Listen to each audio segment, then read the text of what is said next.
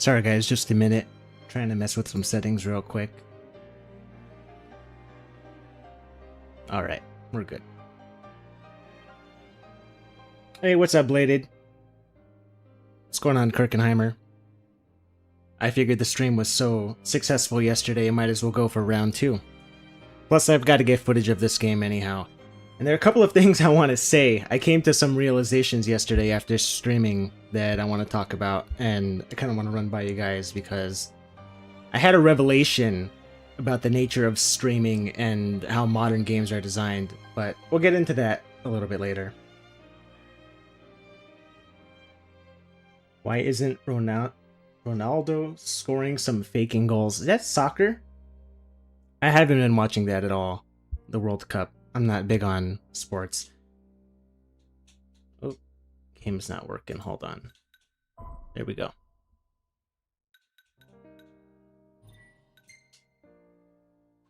Just noticed the Twitch Prime gift. I'm not streaming on Twitch.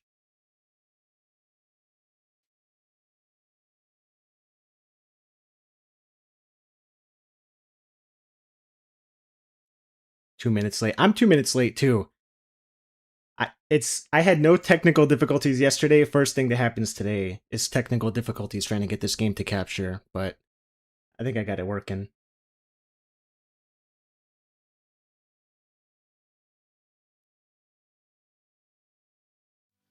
A lot of Fanta for this stream. I ended the stream yesterday because I didn't drink any water the whole time, so I'm gonna correct that error this time. Hopefully I can stream a little longer, because I've got a water nearby. I might take a break after like an hour and a half for a minute or two, drink some water.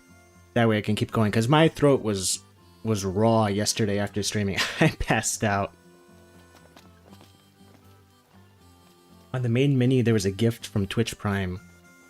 Oh, there's some like Twitch Prime integration thing, but it shouldn't matter because I'm not streaming on Twitch. My audience is on YouTube. I saw no reason to splinter it off on Twitch. Plus, I think Twitch forces ads on streams, and I cannot stand ads, even with ad block.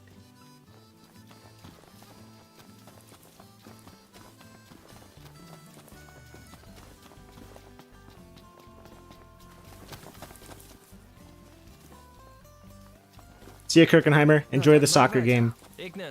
I know people are really into that.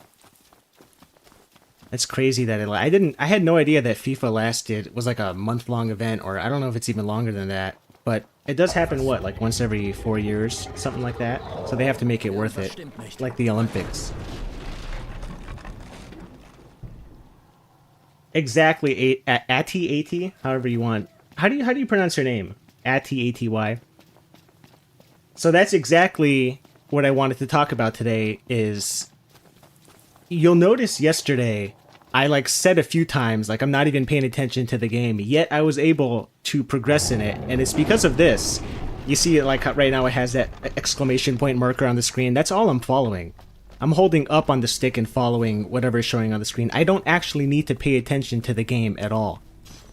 And I think that's exactly why these modern games are being designed this way, is because of the streaming audience. It's because if you're not paying attention to the story or to whatever is being told to you, or even to the gameplay, you're going to be lost. Like, try playing, I don't know, something like Final Fantasy 1 without paying attention to the characters and what you're supposed to be doing. You can't play that game without paying attention. This game, just follow the waypoint. It's all automated. You don't need to pay attention to anything, which makes it a better stream game because I can interact with the chat.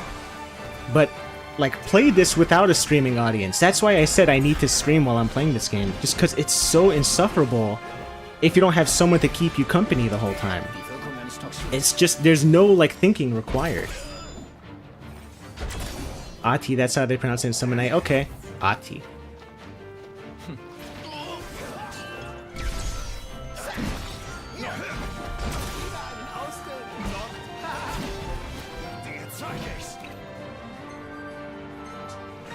At least the challenge is ramping up a bit. I'm getting my ass kicked here. So hopefully I do need to pay attention a little bit more today.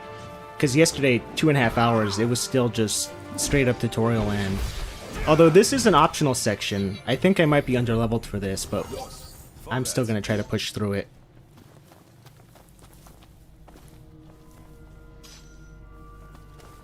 I'm not a fan of how the experience works in this game. For those that don't know, you accumulate experience, but you can't bank it as a level until you rest at one of the rest stops.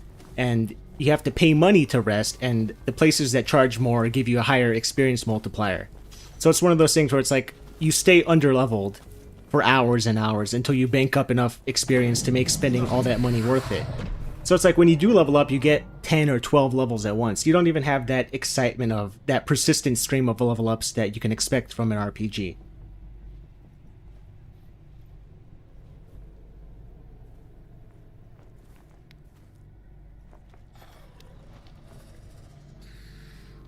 What's going on, Jack?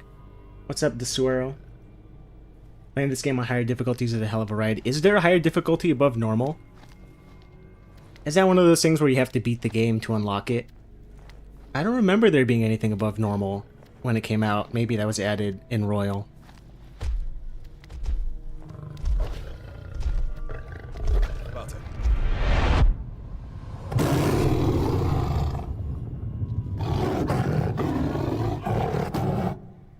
This hunt was part of the demo that came with Type 0. When Type 0 HD was released, the only reason I bought it, and I imagine it's the case for a lot of people, was there was a sticker on the box that says comes with episode Dusque or something like that. It was a demo for Final Fantasy 15.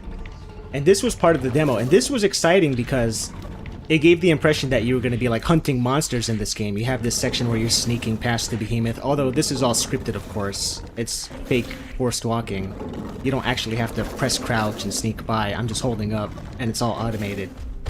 But at least it was kind of like a teaser, like this is the kind of game it's going to be. You get to hunt these giant monsters. But no, this is the only sequence in the game that's like this, where it feels like you're actually hunting a monster. So it was kind of deceptive where I had that impression in the demo. I'm like, oh, this is what kind of game they're going for. Maybe like a little bit of a Monster Hunter vibe, but that's not the case at all.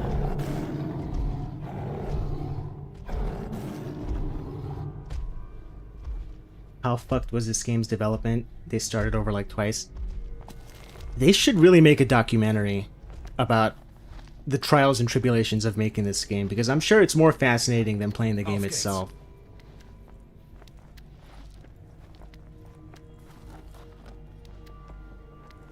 I think Nomura was the original head of development, and then of course he left, worked on other projects.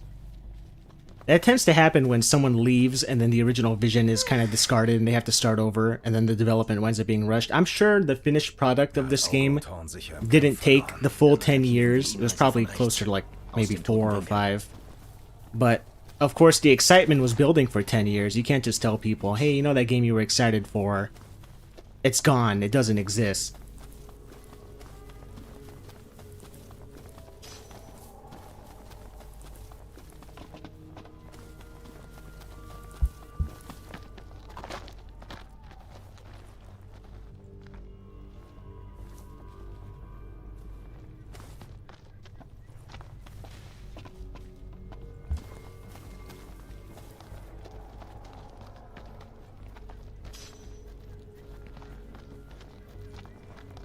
It's kind of deceptive here because you saw at the beginning it was scripted where you're like sneaking past the behemoth, but then here you can just jump around and make noise, and it doesn't actually matter. It's just like the illusion of stealth. There's actually nothing going on here, which is kind of disappointing. I wish it was actually more of a proper sneaking mission. Da ist er. Greifen wir an. Noch nicht.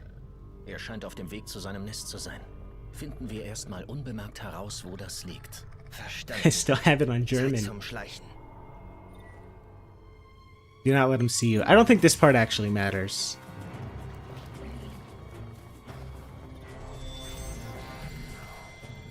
So you look at this. He senses your presence. They don't even let me try to naturally make up for my mistake. It pauses the action and tells me go back.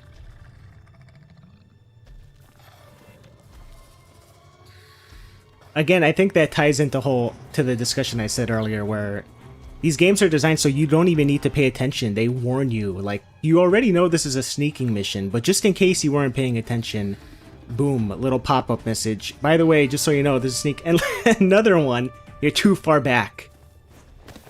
They're afraid to let you experiment. Like, let me get a game over. Let me, oh, you lost him. Let me just figure it out for myself.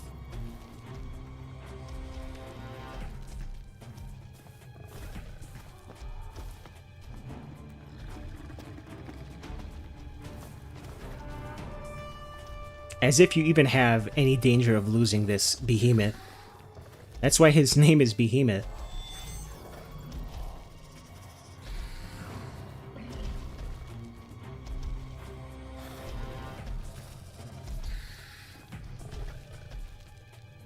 What's unfortunate is all of the best content in this game is relegated to the side missions. This is not a main story mission, fighting this behemoth.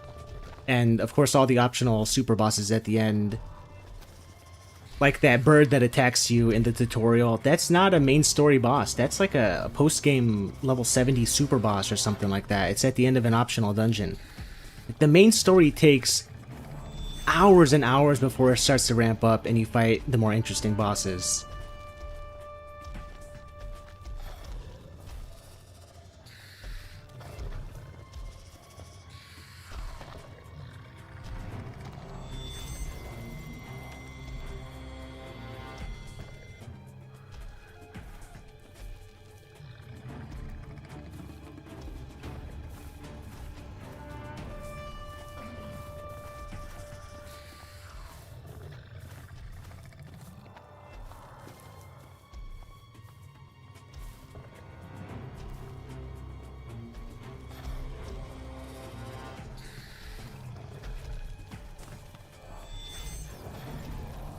I don't even think you really need to sneak, just don't get too close to him. The sound doesn't matter, does it? No, the sound doesn't matter at all. Just don't get too close. You don't even need to crouch.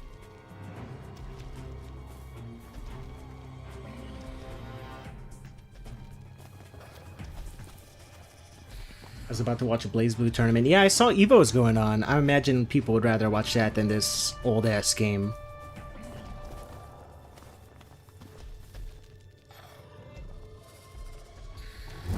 I'm shocked that they actually have BlazBlue. Do they have BlazBlue going on at EVO, or is it just a separate tournament that happens to be going on right now?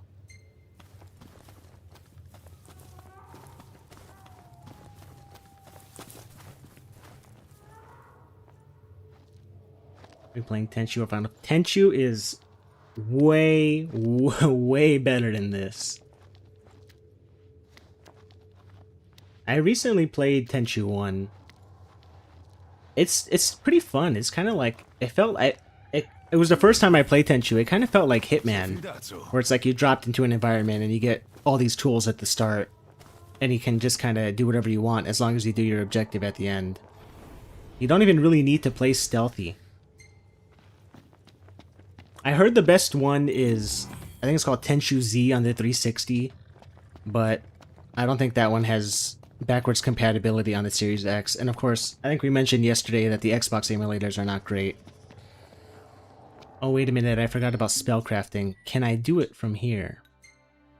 I'm not sure. Elemancy, I think it's here. Okay, good, I can. You have to empty the flask? Oh, okay. I see what it means. So you start with 3 fires and you can craft more. Alright. Then...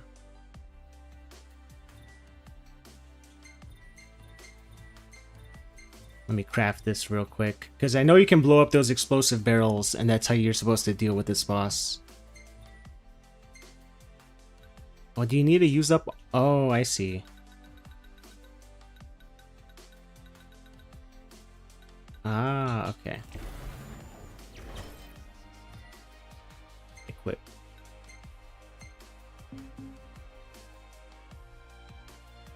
Have you ever watched Dexter Manning's videos? He takes older Zelda titles and adds all the annoying nuances of most games built today, and it feels sadly accurate.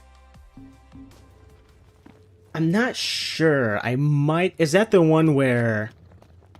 is he British? He's doing like a voiceover for Link as he goes through like the Goron Temple in Ocarina of Time. If so, I have seen it. It's kind of like that Focus M video, right? where the characters are just annoyingly talking nonstop. They won't shut up. Yeah, I've seen that one. That was pretty funny.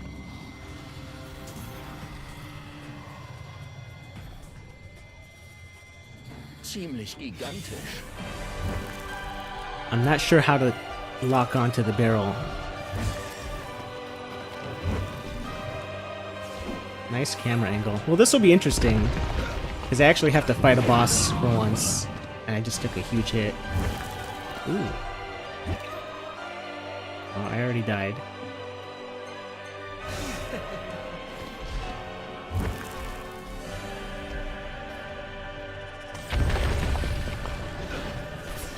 I'm not sure how to lock onto the barrel.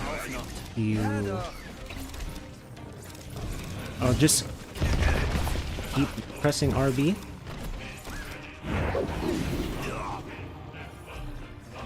Well, this is gonna be a mess. As long as I don't die, I don't want to suffer the embarrassment of dying. Let's see if I can lock onto this barrel here.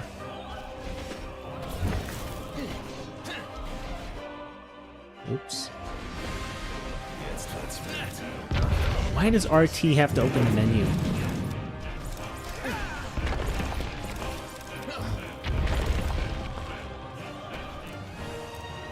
How do you aim this spell? Okay, whoops. Alright, this you have to aim it manually. There we go.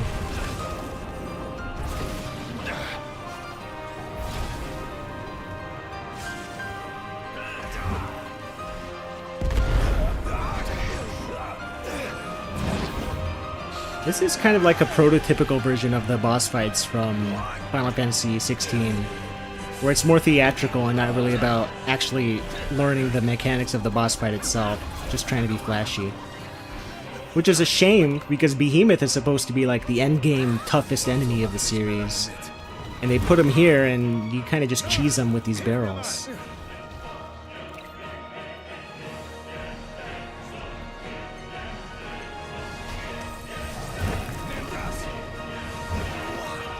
I might be able to hit him with another one right here.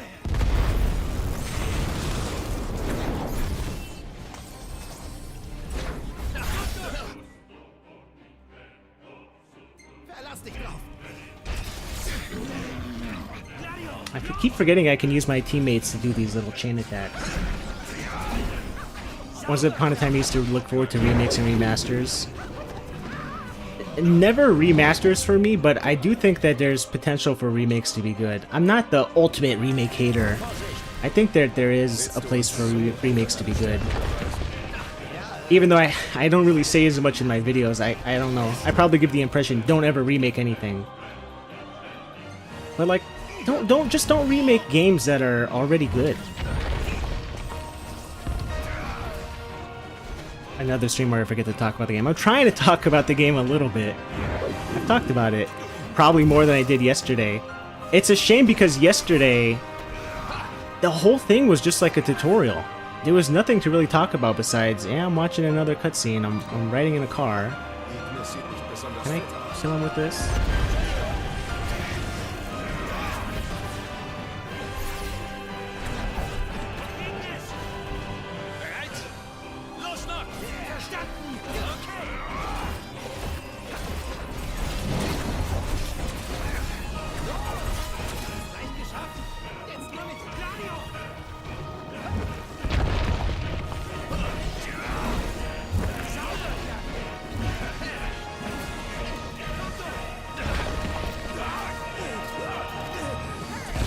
Touhou Spell Carnival. You know what? I looked into that.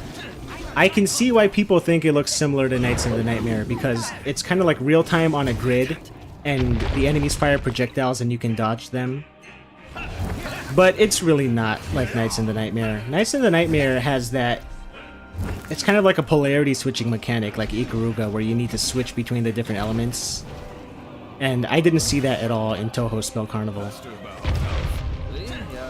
Man, I am so trash at this game. Why do I dislike the trope of bosses becoming a regular enemy? Because it cheapens the appeal of it being a boss fight. What makes a boss fight interesting is the fact that it's a unique enemy. But if you just fight it again later on, then it's kind of like, look how much more powerful you are. You can just treat the boss like it's a normal enemy. Well, number one, it feels like a reuse of an asset. You no longer have that unique fight, but also the boss fight is challenging. That's what makes it a boss fight. If it becomes a normal enemy, then it's not a boss fight anymore. I think you're probably referring to when I made that comment in my Dark Souls video, where I don't like how they reused the Capra Demon. What made the Capra Demon an interesting encounter was that it was a pain in the ass at that point in the game. By the time you fight him in the Demon Ruins, it's just like a dude that you block and encounter 2-3 times and he's dead. That's not a boss, but he still has the appearance of a boss. I don't know, it just feels cheap to me. The tutorials never stop.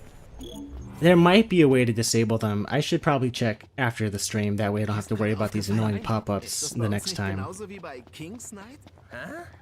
I know I was looking at Sekiro lately, because that's another game where it constantly throws these little pop-up messages in your face, and there's no way to turn them off in that game, but people have made mods that disable the pop-ups when you pick up items. So there might be some mods for this game that do the same thing. I'm disoriented. I think this is the way.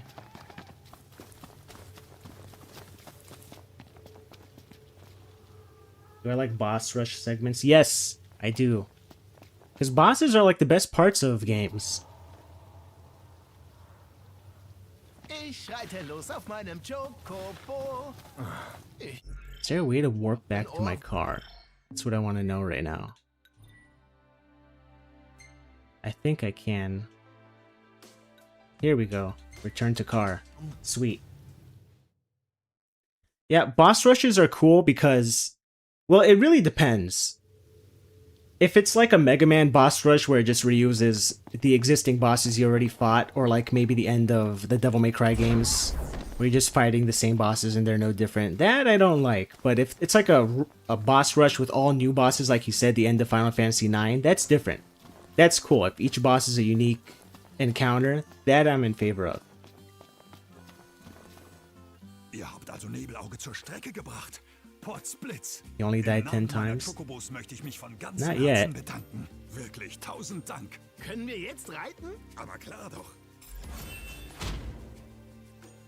Mods that fix bad design are a lifesaver. They really are. That's the best part of becoming a PC gamer, is modding games. I think I said this in my Final Fantasy IX review. Someone made a mod that speeds up the combat in Final Fantasy IX. It made that game so much more enjoyable to play. Like, if I ever replay that game, I would not ever play it without that mod. Because the ATB changes they made in Final Fantasy IX kind of bring it down, but then that mod, it makes it more in line with the prior games, and that's what I like. I think there's a way to sleep here. At least I hope there is. I detest boss fights in general. I detest boss fights that don't challenge you. So, how do I explain this? Because I see where you're coming from. There's some games that I don't like the boss fights. An example would be the Etrian Odyssey series. Because the whole appeal of Etrian Odyssey is exploring the map. And then you hit this boss that's like an hour-long gauntlet, which is just a massive pain in the ass. Because all I want to do in Etrian Odyssey is chart out a map and explore. I don't want to be hard stuck on a boss and like, oh, I don't have the right skills equipped, I gotta grind. That I don't like. It really depends on the game. So, like, I would agree with you, for some games, I don't want an excess of bosses, but like the Zelda series, I think the bosses in those games are pretty good because they test you on the item that you acquired in the dungeon. And it makes the boss fight, it makes each boss fight interesting rather than just a test of learning a pattern and trying to dodge their attacks. So it really depends on the game. I'm not gonna blanket state that I hate boss fights. It really is dependent. Bis zum nächsten Mal.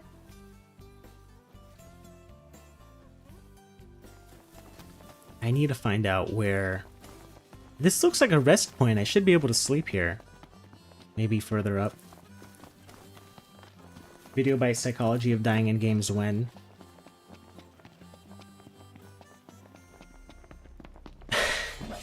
That's a good topic. I haven't considered... I'm gonna leave, like, discussions of psychology for people that are better suited for talking about player psychology. I'm more suited to talking about game mechanics rather than player behavior.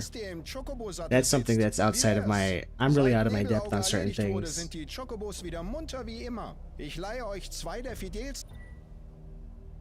No, I don't want to race. I want to find a place to sleep.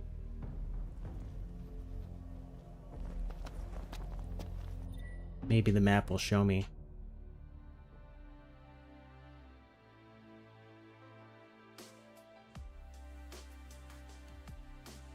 Where's the nearest rest point?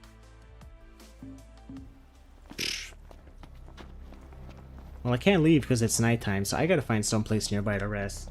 As an Etrian Odyssey enjoyer, what boss fight are you talking about?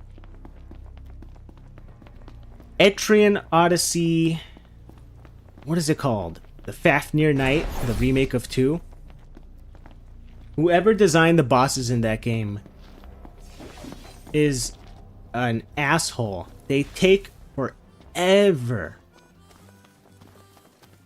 They take forever. I don't think the early, like Etrian Odyssey 4, the boss fights are not so bad, but I think Etrian Odyssey Untold 1 and 2, those boss fights, they have to have some, and I think it's the same guy that worked on those, worked on Shin Megami Tensei 5.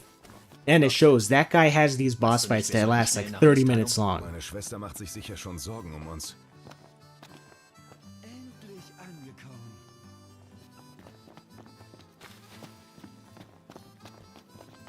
I have to be blind. Where can I sleep?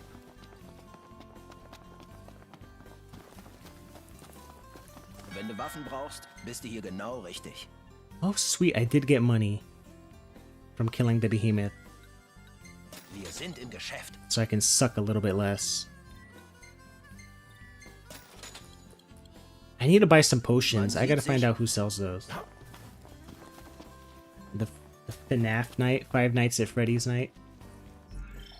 I really like the Etrian Odyssey series, but it started to get long in the tooth by the time they started remaking them. I think my favorite one is 4. And it's probably because I started with 4.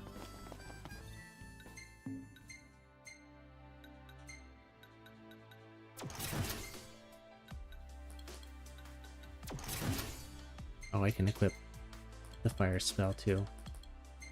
Sweet. Are the 3DS versions or better? Should I stick with DS? I like the 3DS versions of Etrian Odyssey more. 4 is a great starting point. It's one of the easier ones. That's the one that I started with. I like it a lot.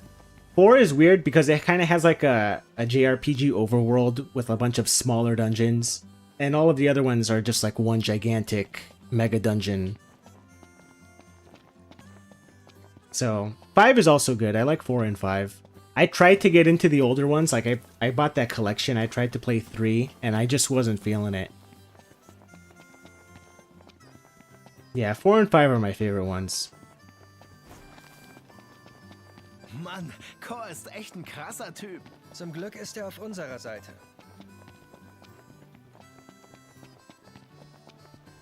How am I this stupid? Where's the rest point? Der Gestank von Chocobos ist irgendwie ein guter Gestank. Wenn du das ernst meinst, kannst du dich ja als Stalljunge bewerben. Ganz schön dunkel hier. Licht.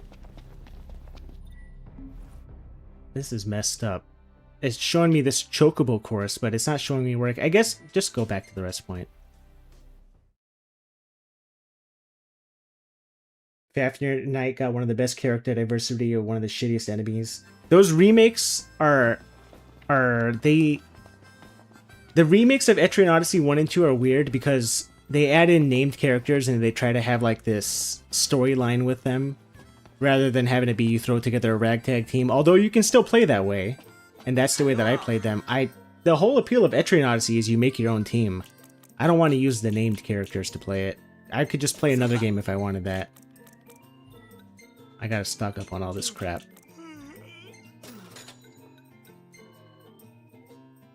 Damn, Phoenix Down is that much? Let's give me a bunch of potions.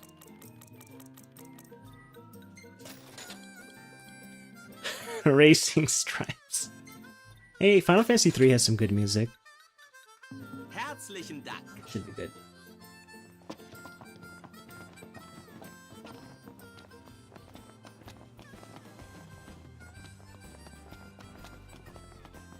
Can I sleep in here? Thank God.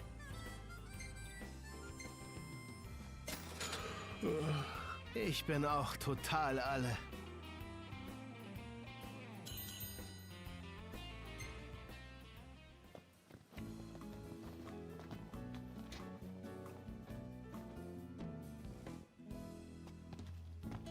Can I skip this? Please.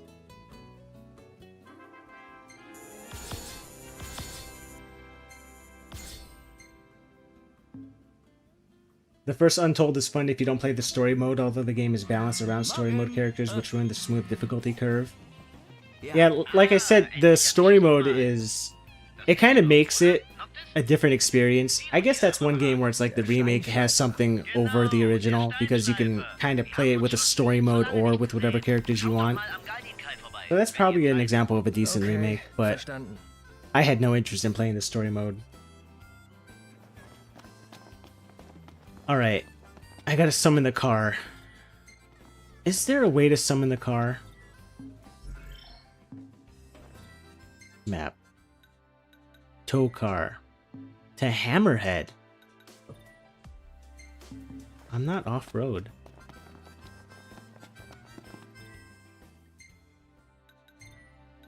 $100 gil? Jesus Christ. Weiter! Why is it called Final Fantasy if there are 16 games? Why is it called Dragon Quest if there's no quest about fighting a dragon? Don't you fight like an alien in Dragon Quest XI? Also, bis dann!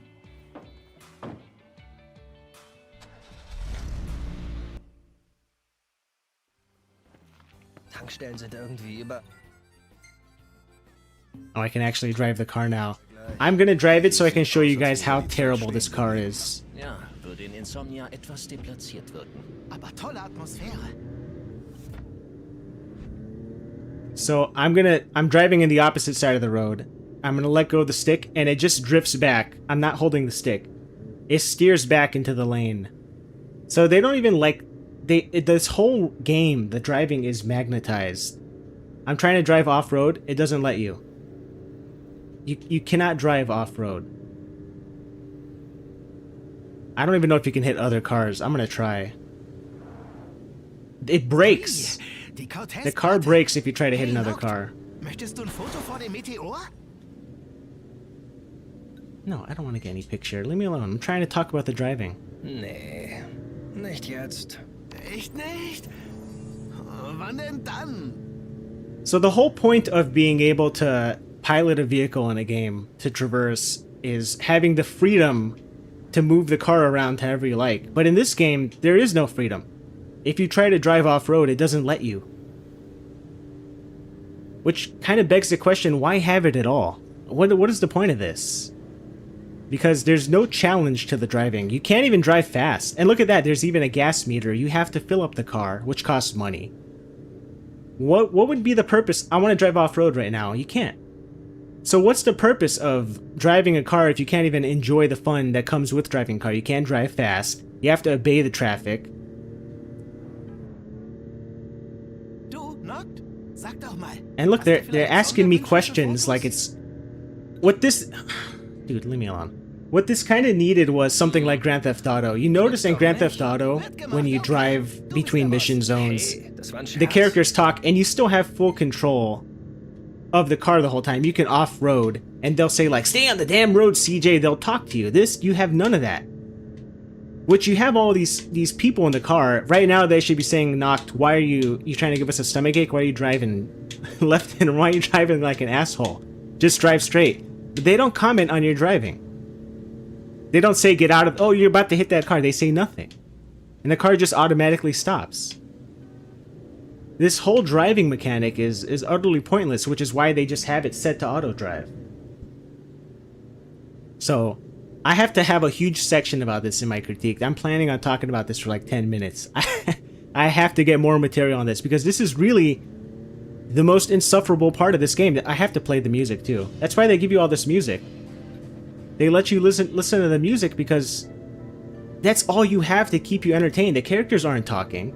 They're not commenting on you driving. You can't go off course and have fun going breakneck speed. You can't crash into other cars like it's Burnout. I mean, to eat my words, I just crashed. But there's no damage on the car.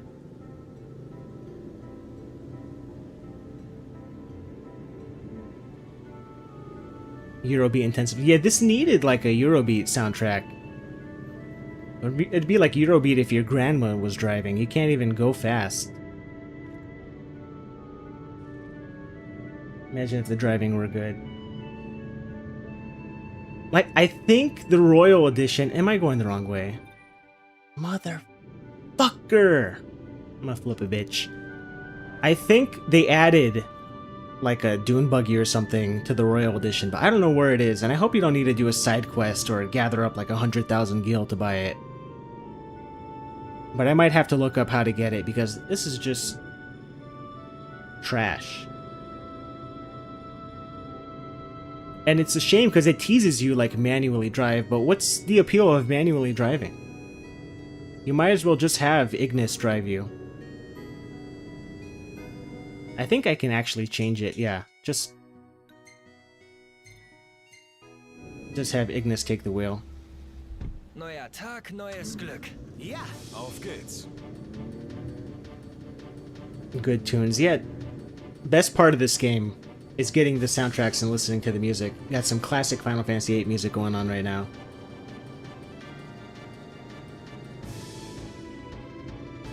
The driving does need to be more like Borderlands. You know, or even Wind Waker, they give you a cannon on your boat so you can fire at enemies, and they have these little hazards in the ocean for you to avoid, and they can hit you. There's nothing here. There's no hazards. Even Spirit Tracks, they give you the train. It's a little bit more automated, but there's still more going on there than it is in this game. The whole appeal of having an open world is the freedom of exploration, but where's the freedom here? You have to stay on the roads. Unless you get a chocobo, you have to rent a chocobo and then you can venture out, but even the chocobo still doesn't have that freedom of being able to move around like you did in the other Final Fantasies that had overworlds with chocobos. Like, compare this to Final Fantasy V. Nostalgia about playing a game you'd rather play than this. I would much rather play Final Fantasy VIII than dieser this. Tunnel. Irgendwie echt schön. Wie die Stadt wohl aussehen mag? Because there's no hazard when Ignis is driving, they might as well just let you fast travel to the location. I don't know why they make you wait to get there before you unlock it as a fast travel spot. And then they have the audacity to charge you for that service. Wow. Hey, hey. Ziemlich große Stadt, was? Nach langer Zeit wieder mal eine Großstadt. Oh, eine Seilbahn. Ich frag mich, wohin man damit wohl fahren kann.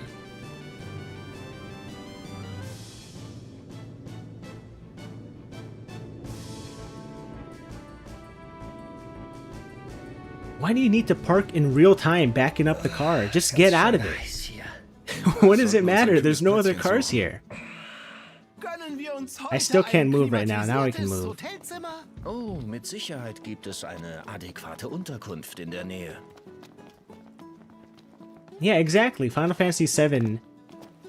And also Final Fantasy IX, it had the evolution of chocobos, where the more you interacted with the chocobo raising or chocobo hot and cold in Final Fantasy IX, the more you had the ability to explore the world. So viele Leute. This one, all you've got is the car. It doesn't evolve. I think you do get headlights from an optional dungeon, which lets you drive at night, which, woohoo, big deal.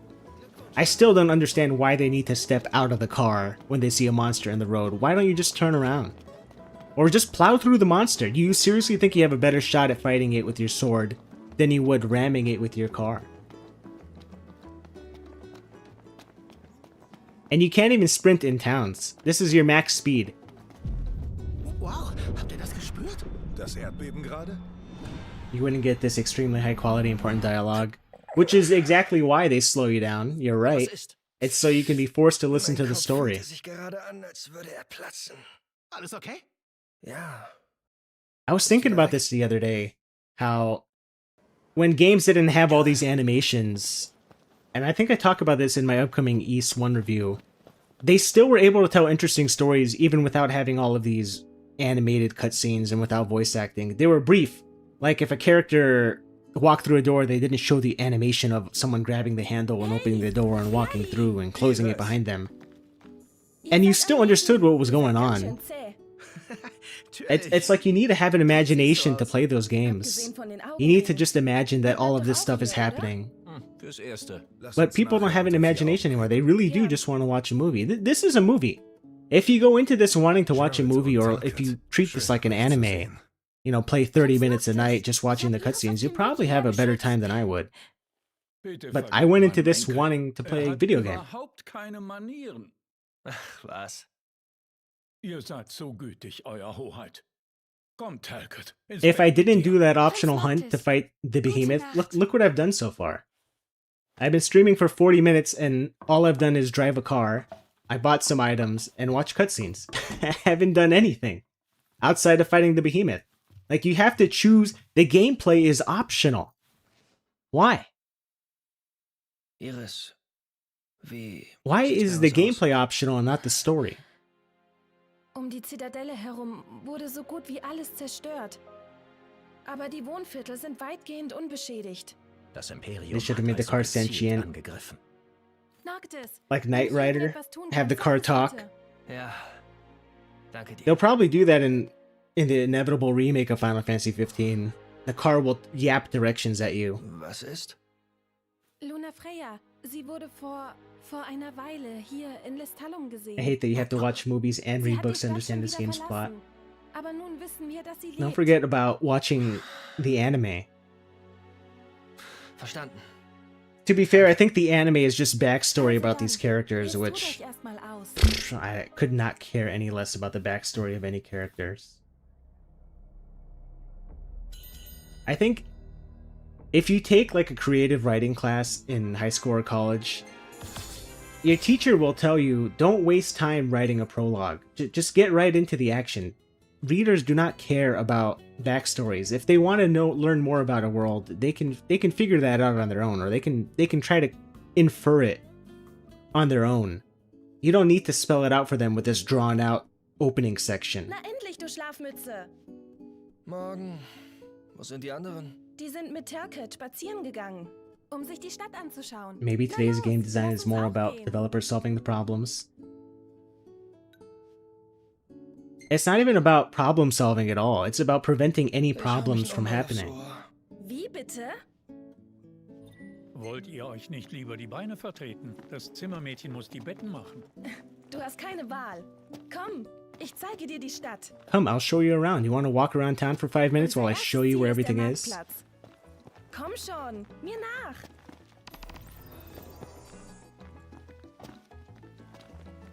Playing this is making me appreciate Final Fantasy VII Remake more. Bei Nacht ist der Ausblick hier Because at wirklich least Final Fantasy VII wunderschön. Remake has a pretty damn good combat system. This is just absurd. Although, I do think Remake, Tifa does show you around Sector 7 a little bit, doesn't she? But, you know, at least in that case, you're following Tifa, the Tifa. Who is this chick? You could not care less about her. Das ist der berühmte Partellum-Markt. Hier findet man alles. Macht das nicht Spaß? Ich würde am liebsten alles kaufen.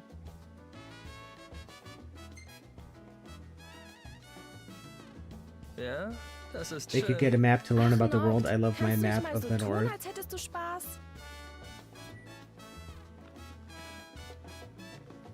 It's not nearly this annoying and long. It's not. I've recently been replaying Remake, Wow. and I'll probably replay Sieh dir Rebirth doch nur 2 all die tollen Sachen before an, Markt. Part Wartest 3 du comes kurz? out. Ich möchte was kaufen. It really is not. I So, maybe was a fertig. little bit too hard on that game. It is not this drawn out. And maybe that's because it's a remake of a good game. Because Final Fantasy VII, the original, starts out with that bombing mission. It wasn't like this game where you just have that cutscene at the end of the game where nothing happens. Like that, this game needed a bombing mission. It needed like this hour-long explosive intro, like, boom, this is what you can expect. It doesn't have that.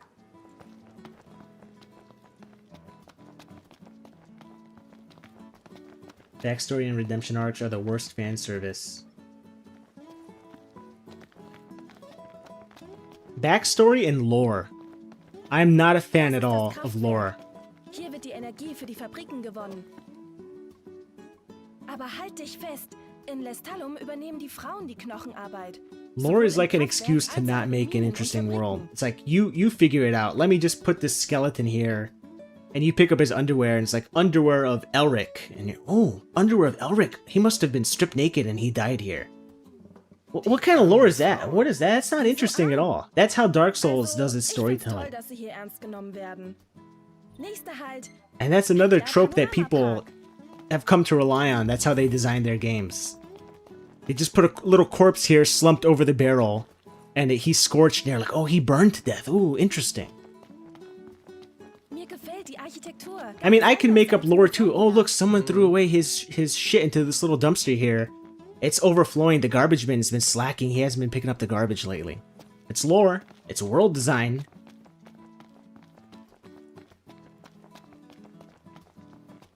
Yeah, lore is an excuse to not have a story, period.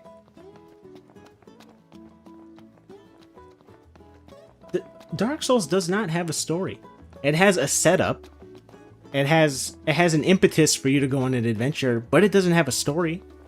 And that's fine. I don't think Dark Souls would be a better game if it had a story.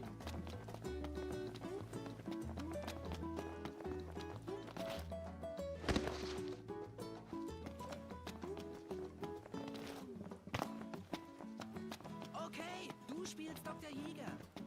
Forgive me, Zanzibar. Exactly. Wir sind da, Noct. Am Pekla Panorama Park. Schau doch mal, man sieht den Meteor. How can you tell me, look, there's a meteor, and you don't even let me look at it? It turned into a cutscene. Wenn's so wäre, würde Gladio mich verprügeln. Keine Angst, ich sag ihm nichts. This would be better if Naja, Elvis were und playing right now. außerdem hast du ja auch schon I kind of die like the Songs song for verwendet. this city. The music in this game is the highlight of it. Both the original tracks and also the fan service, listening to the older Final Fantasy music. I can't believe I'm still following this girl around.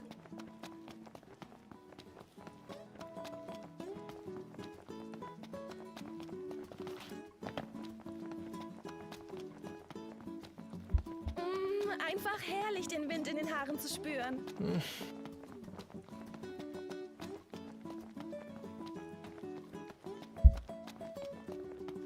Ob die anderen wohl schon zurück sind? So viel haben wir ewig nicht mehr gesprochen. Danke, Noct. Hat Spaß gemacht. Sure, agree. I don't know what the point of these are. War nett. Danke These für die Tipps. dialogue options. It doesn't really matter. So viel weiß ich dann auch nicht über die Stadt. Oh yeah, I guess you get experience from it. Habe ich dir auf dem Markt Woohoo. ein Geschenk gekauft, Noct. Aber hab noch etwas Geduld.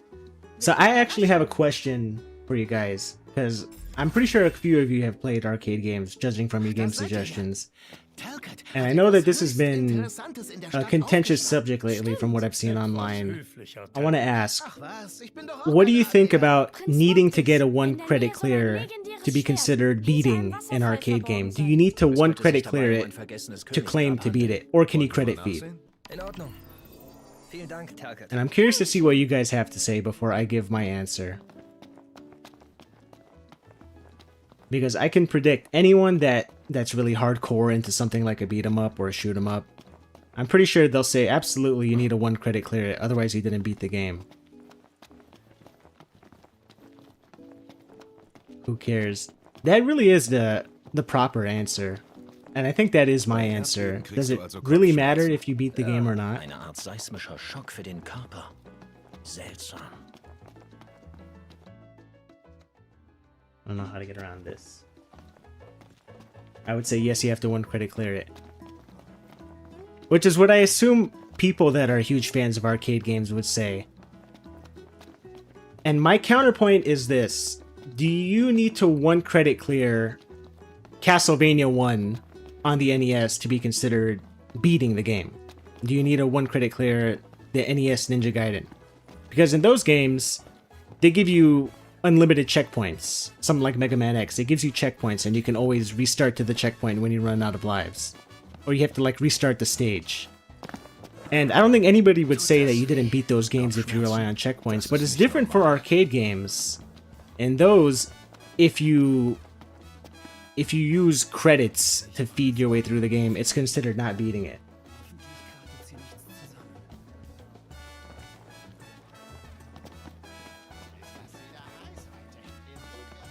Considering arcade games are designed for you to fail in order to sink quarters into it, I would say no, it doesn't matter. So, I think that's very much a Western interpretation of arcade games. I do think that Ignis? Japanese Wie viele gamers Königswaffen gibt feel es? differently about the So viele, subject, wie es Könige gab. from what I've read, Leider sind viele heute in verschollen. that Japanese developers are very much the ones that are in line with thinking you need to beat the game with 1 life to finish it. They're not strong believers in the notion that you need to credit feed the game to beat it. It's supposed to be you beat the game, start over. You're not meant to continue from the same spot. So it's kind of one of those things where it's like regional. What we value is different depending on what region of the world we're in. I think Western gamers are more likely to believe that it doesn't really matter. Credit feed, don't credit feed, as long as you have fun. But I do think Japanese gamers, I do think that they're more inclined to believe that if you're not playing the game to beat it with 1 life, what are you doing? I'm not so hardcore into arcade games to think that I need to sink in 50 hours to beat this in 1 credit to get any enjoyment out of it. For me, the fun of arcade games has always been try to do the best you can, do better than last time. Whether you complete it in 1 life or not is really irrelevant for me. How on earth do I get over there?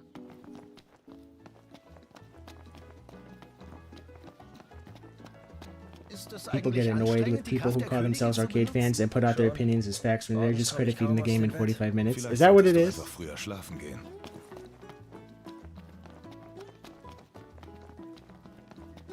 See, because for me, like I said, I don't mind credit feeding a game, but I'm not gonna go online and claim like, oh, I beat, I don't know, I beat Mushihime-sama in 30 minutes. I'm a huge arcade fan. Like, I wouldn't go about saying that. For me, the appeal has been like about scoring. Oh, I need a drive. That's what it is. For me, it's always been about scoring. It has never been about beating an arcade game, ever. It's always about doing it better than you did last time. Because if the goal is to just beat an arcade game, then what do you do once you beat it? You're done with it? Like, beating it is the first step. You want to keep going so you can get an even higher score. Yeah, 1cc is a self-imposed challenge. It really is. That's really what it comes down to. It's a way to play the game. I don't think it's the only way to play the game. Much in the same way that sometimes I'll play games a certain way to get more enjoyment out of them. Findest du die Leute in dieser Stadt nicht auch unglaublich offen? It's like gatekeeping the tourists in online discussions. Alle auf der Straße. Stimmt. Which is probably a good thing. Insomnia, was? I think the last thing we need is for people that are casual enjoyers of a genre trying to impose what they believe a genre needs and having the games cater toward them. Because then what happens is all of the enthusiasts that have kept the genre alive throughout the years have to suffer these casuals that come in and want to... Is that really what it is? Like, the hardcore arcade gamers, they don't want, like, RPG elements in their arcade games. That's probably what it comes down to. They don't want roguelite elements, they don't want RPG elements, which I can understand. That's probably what it is. They don't want these people to come in and be like, yeah, I beat Ikaruga in 30 minutes. They need to make it have more stages. They need to have RPG elements. They need to randomize it, make it longer.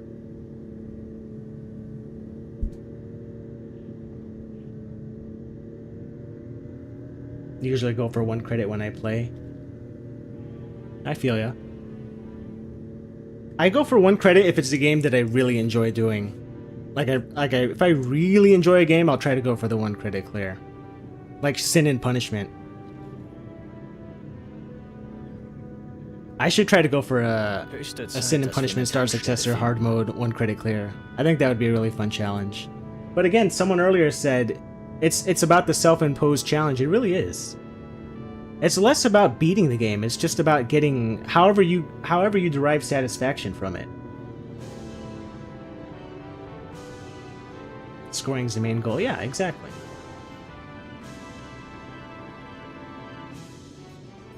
I tried the roguelike beat 'em up and it was 70% RPG and 30% beat 'em up. Which one is that? There's a roguelike beat 'em up. Is that Absalom? Mach zu! I've heard mixed opinions on that one. If that's the one that you're talking about. I can't think of any other recent roguelike beat 'em up. Yeah, Absalom.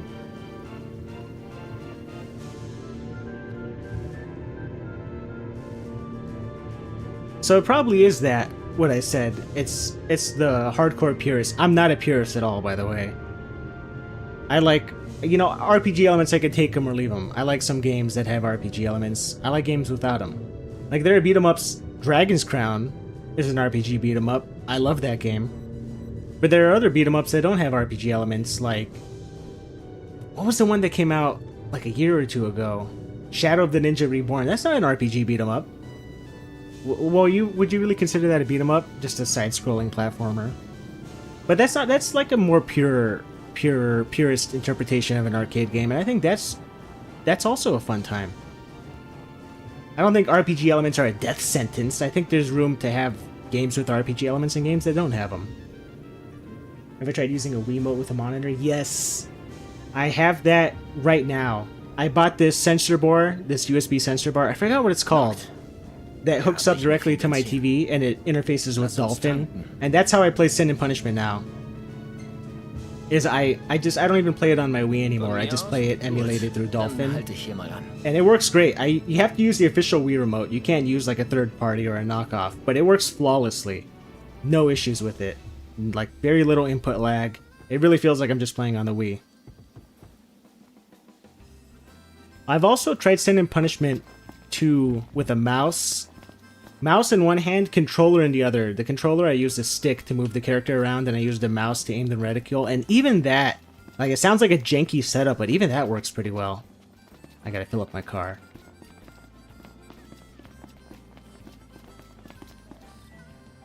Ninja Savior. Yes, Ninja Savior. It's the same devs that made Shadow of the Ninja. Ninja Savior. Ninja Saviors, maybe? That one's also really good. That's a side-scrolling beat 'em up with no RPG elements. I think that's also a great game. And you know what? That game is a remake. So let it not be said that I'm a remake hater. Because I've played the original version of Ninja Savior. I think the remake is better. Lasst nichts liegen. Not a TV, a So, computer los monitor. geht's.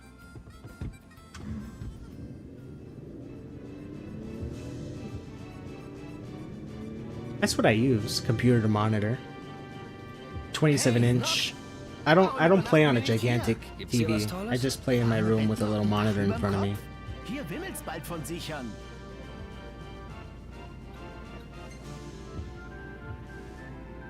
Von mir aus? Ignis, hast du gehört? Ja, laut und deutlich. One of the few Wii games I want. There's another Wii game I played Dieses lately. Wetter. What is it called? Disaster Day of Crisis. It's by the guys that made Xenoblade. I had no idea they made a rail shooter. And it's so good too. It's called Disaster Day of Crisis. It's like secretly a rail shooter and no one talks about it. Gehen wir irgendwo rein? Ja,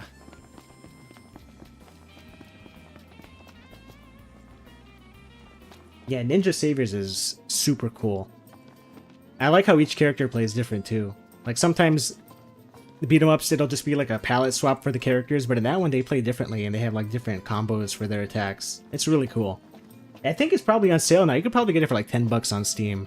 It's worth checking out.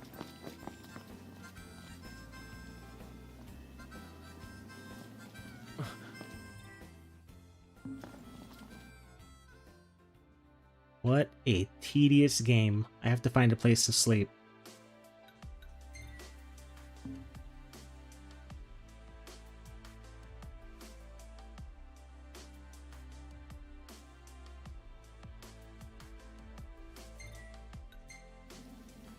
Whatever. Warp back.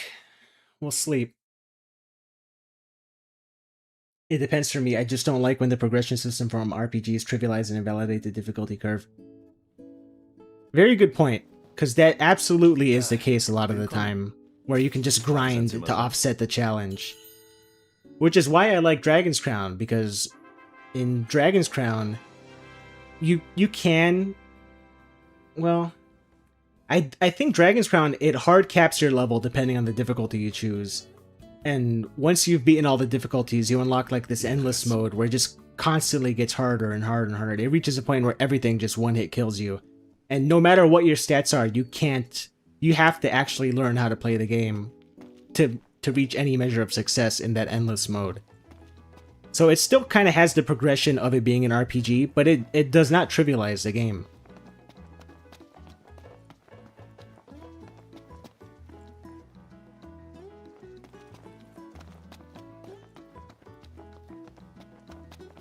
I guess I gotta waste money to call my car again, right? Return to car. Oh, sweet. I can just warp there.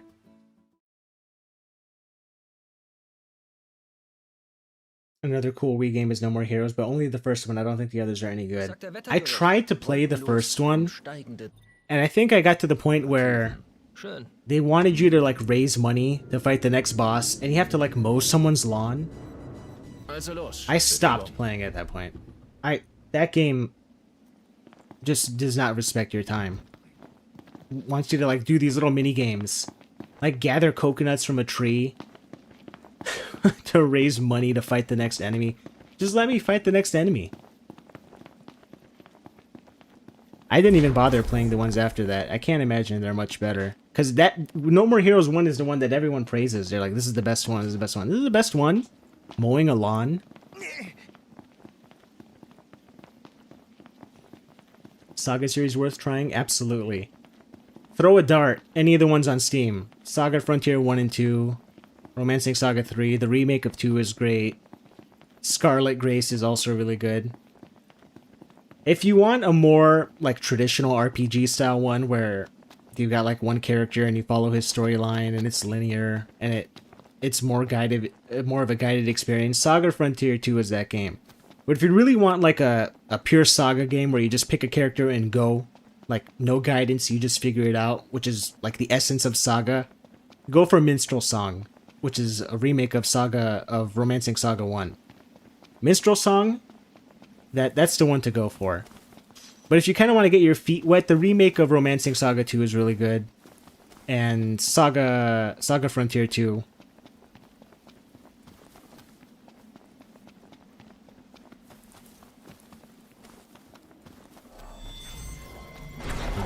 I gotta sneak past this Midgar Zolom.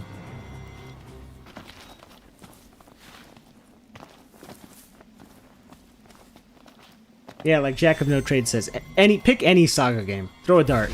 They're all good. The only one I wouldn't recommend for a newcomer is Emerald Beyond. I don't think that one is very good for someone that wants to see what makes Saga good. That's one that when you've played every other Saga game and you just need to have your Saga fix, and you'll take anything, that's the game you can go for. Ah, shit.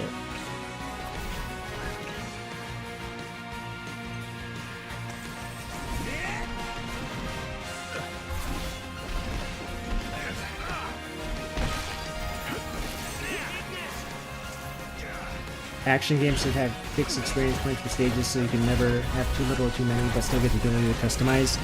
It's not an action game, but the latest port of Tactics Ogre does that. It limits the experience points you can get for each chunk of the game, so you can't overlevel past the point that a game deems is reasonable for a region.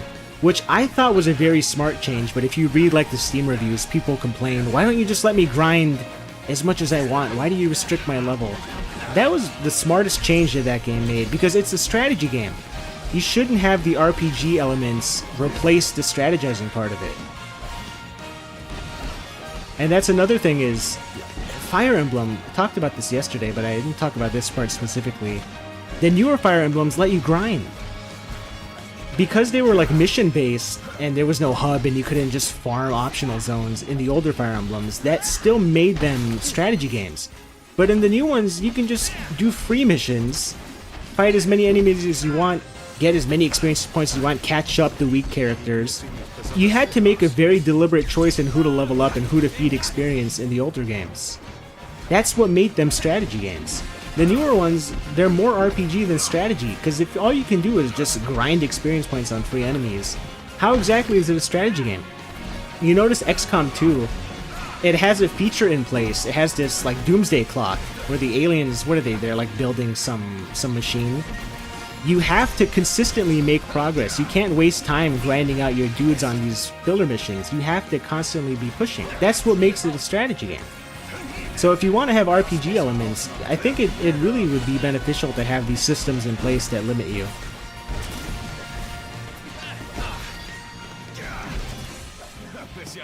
Both Saga Frontier remasters are good. I think Saga Frontier Remastered for the first game adds in a character that was cut from the original. I haven't played that campaign. I should really get around to that. Was ist es? Was hast du, Ignis? Mir ist ein neues Rezept Unlimited eingefallen. Saga on the Da bin PS2's ich aber Utter gespannt. Madness. That's another one. Save Unlimited Saga and Emerald Beyond. Like, once you're an established Saga fan and you decide that you want to go through all of them, then tackle those two games. The rest, I think you can enjoy any of them.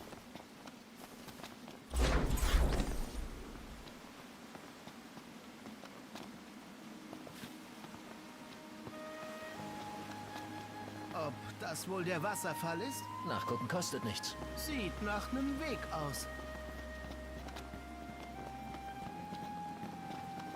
Unlimited Saga has your most playtime. You need like 300 hours just to beat each character campaign and nothing else. Like, if you don't actually want to experiment and try character different, you really want to get the most out of the game, just simply trying to complete it. It's like 300 hours long. That is a meaty game.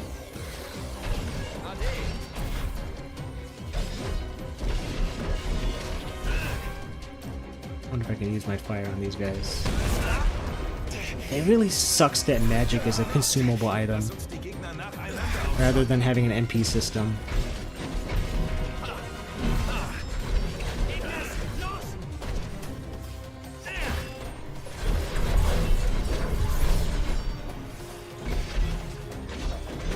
Yeah, I'm seeing a lot of people talk about Saga lately. I'm glad this series is finally starting to get some attention, because it was just like that obscure series that nobody really talked about. It's probably because Square's been putting in a lot of effort trying to remaster and remake those games. They're like, no one's really cared about Saga in the 90s and 2000s, but what about these days? And it turns out a lot of people are pretty receptive towards it. I know a lot of people really got into the Saga Frontier games, which is really cool. Aus meinen Augen. I'd probably need to use some of these experience points. Wasn't I trying to unlock a character? Here we go. That's what I want.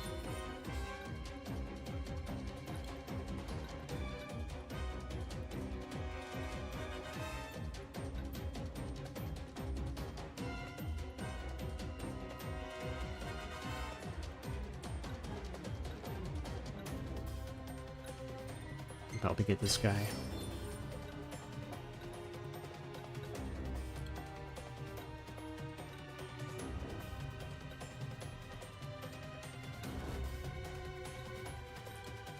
Stats. Increase the HP of each party member by 5 times the number of levels they've gained. The effects of similar abilities don't stack. Well, I'll just grab this.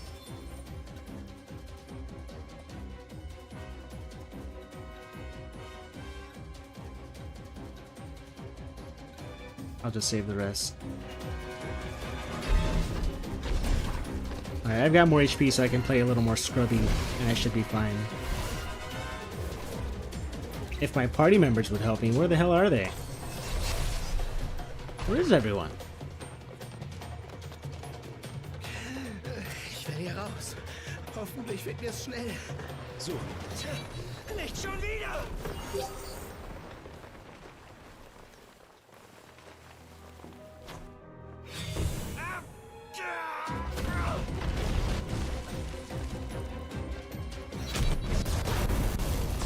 Where the hell is my party? Am I blind? Unlimited Saga was made for peak Saga enthusiasts. You really do need to be a huge Saga fan because that game, it's boiled down to the bare essentials of just gameplay and absolutely nothing else. It's very rough to get into, but once you're into Saga and you know what you're getting into, it's pretty good. It kind of plays like a D&D campaign. You move a little figurine on a board and different random events happen. New versions any good, or do they use 2.5D graphics with ray tracing or whatever that is? Of Saga? No, Saga games are not 2.5D, thankfully. Übernimm dich bloß nicht. Speaking of 2.5D, I played the demo for that Adventures of Elliot. Because I was kind of interested in that game. I was like, Square's take on Zelda. I'll probably give it a try, but that demo, it's not Zelda at all. At all. And the characters never stop talking in that game. I had to mute all of the voice audio. I've never seen a game with that much chatting in it ever. They have a little character, like a little princess in the bottom left of the screen. She's just constantly, oh, a chest, open that chest. You can't turn her off. There's even options in the menu. It's like you can have her talk a little bit less. I honestly don't know if it does anything, if it's bugged or what. Because she never stops talking in that game. And I noticed all of the reviews. You know it's bad when everyone else is also saying, yeah, they need to have some way to mute this character because she never stops talking.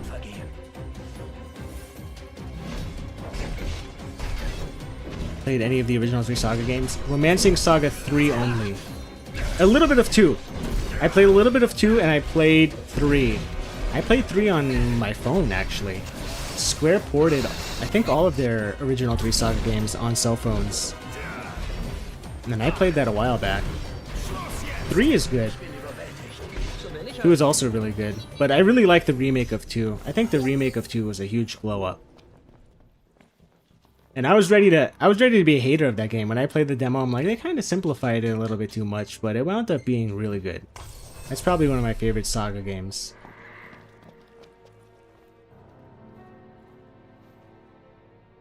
Saga Frontier 2 is probably the most linear. It is.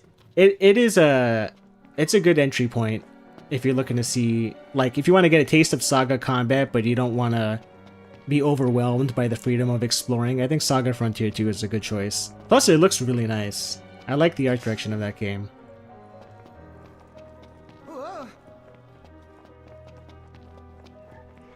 Oh, the Game Boy ones. Oh, Final Fantasy Adventure. No, I haven't played those.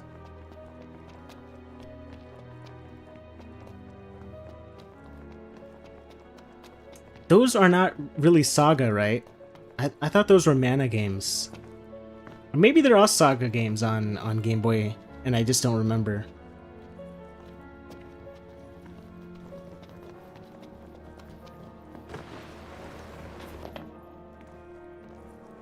Should put TikTok videos on the bottom of games to entice Gen Alphas. I wonder if that's what that was for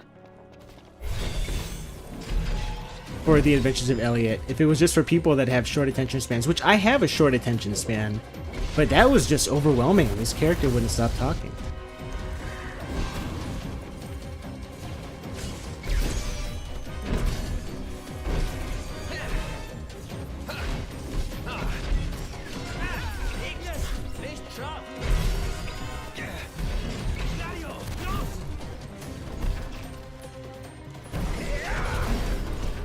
Final Fantasy Legend of Saga. Yeah, I haven't played either of those.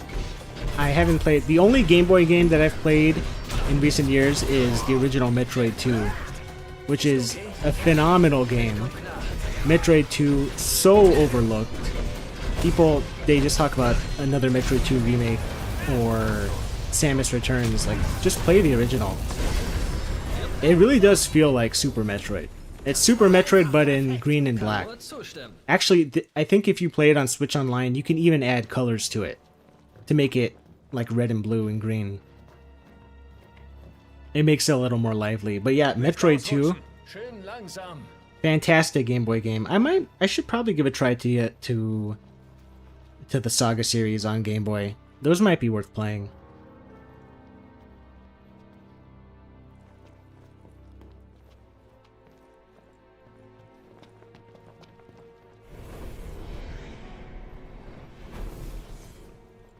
I really hate that every once in a while you have to pause and craft magic.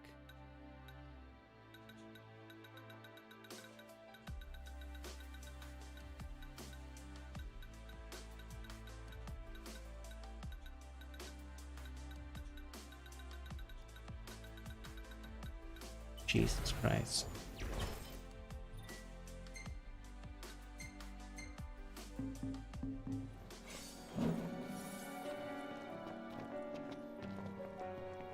Wie lautet der Plan? I'm glad that I'm actually Na gut, ich umgehe sie partaking in some real gameplay today. 'Cause yesterday it was like starting to fall asleep. There was nothing going on.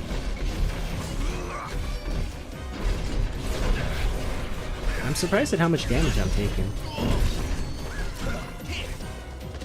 I gotta pay a little bit more attention to the combat now.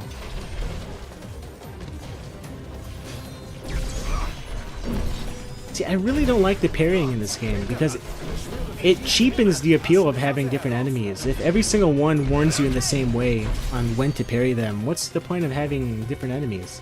Like, the appeal of the enemy is each one fights in a different way. But if all of them are just going to tell you parry, then you might as well just fight skeletons the whole time. Keiner verletzt, wie es scheint. Dann wollen wir mal weiter.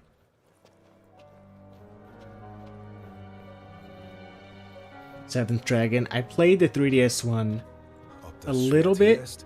Wer weiß? Lasst uns noch Oh, etwas you gotta suchen. be kidding me. I played the 3DS version of Seventh Dragon. I couldn't get into it. I don't really know why. It's been a long time since I tried it. That was an era where I was just trying out every single 3DS RPG I could get my hands on, and most of them just really weren't that great.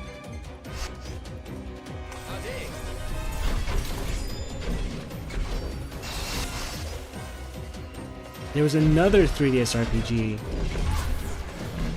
It was a strategy RPG, and like all of the girls are like singers or something, and you have to use their singing powers to get through the stage. And I was like, why am I playing this and not any other strategy game? Can't remember what it was called. That was around the same time I was playing Seventh Dragon. I was like, let me just try out all these weird RPGs. Maybe something will stick. Ist der vergiftet oder was?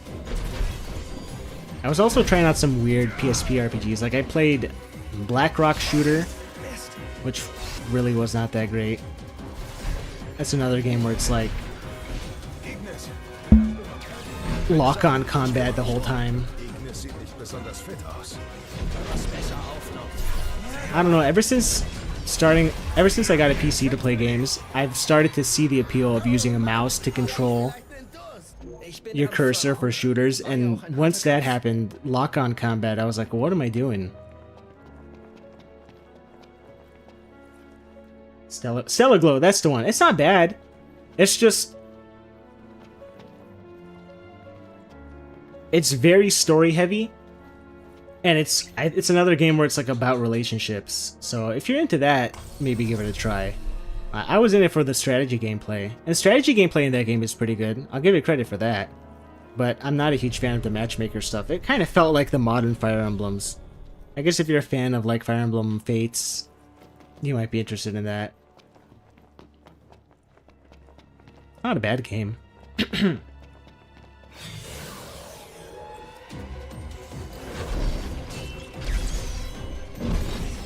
I tried Mana Chemia. Is that Atelier? Just on the PS2? I have not tried that.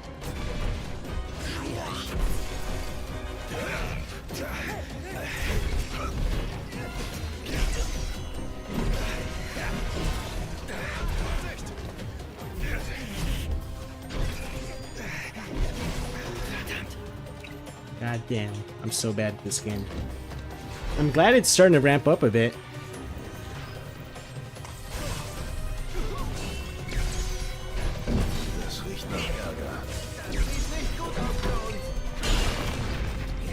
Manakamiya's Atelier branch. I thought so.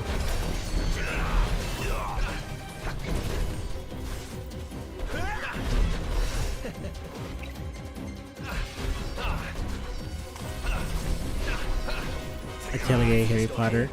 I can't believe they're remaking Harry Potter. I saw that trailer recently for the HBO series, and it looked like they're just copying the same shots from the movie. I saw nothing. They added a few scenes from the book, and I know people are like, "Oh, more scenes from the book!" Like the ant is cutting Harry's hair. Like, was that something that needed to be shown on the screen? I was fine with them cutting that out. Not everything from a book needs to be adapted into a film. It's called an adaptation. It's not meant to be a one-to-one, like-for-like interpretation of the book. Huh? Was denn? And it looks like the show is being interpreted in the same way as the movie, just with a few extra scenes. I don't know what the point of that is. Just money, I guess. Remake it, but make it worse. Remake it, but make the same thing. Can you get out of the way?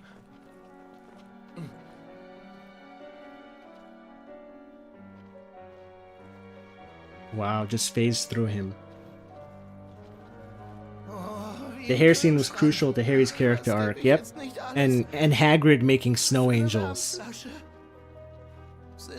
I don't watch TV shows for that reason. Just they're so drawn out. I would much rather them just make a 2-hour-long movie and cut all the filler out. I'm not the type of person that needs to see what the character had for breakfast. That was like the biggest issue with making The Hobbit 3 parts is let's make it as faithful to the book as possible. But, you know, Lord of the Rings, it cut a lot out from the books, and it was better for that because it was a much tighter paced game. Oh my god. It was a much tighter paced movie. And The Hobbit was so tedious because I don't want to see the hobbits like singing and dancing. I didn't think that that would make it a better film.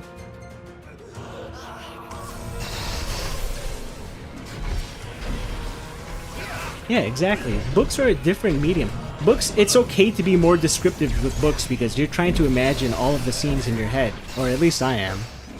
So it pays off to have more of those character moments like the ant cutting Harry's hair, because you don't have the tone that comes from having like a physical voice and a physical presence. You can't see these characters act and move around. But you don't have that visual element when you read a book, so you have those scenes to help develop these characters more. You don't need to have those in a movie.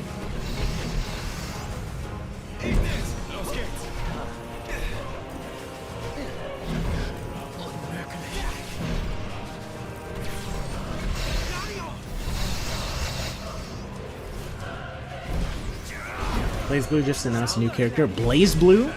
When was the last BlazBlue game? 10 years ago? They're still making characters for that?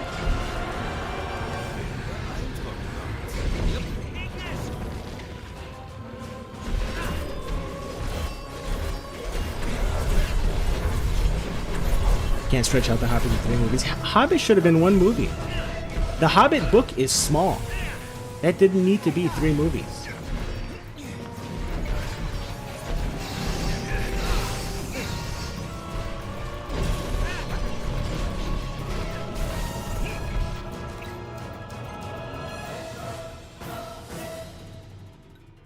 Oh boy, I might die here.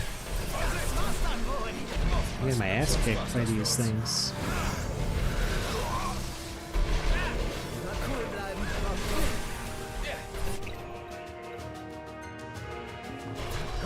Oh. Forgot Evo was the thing. Yeah, it's going on right now. I watched a little bit of it today. I don't play fighting games, but I do like watching other people play fighting games. Just run past these guys, can't I? No, I have to fight them.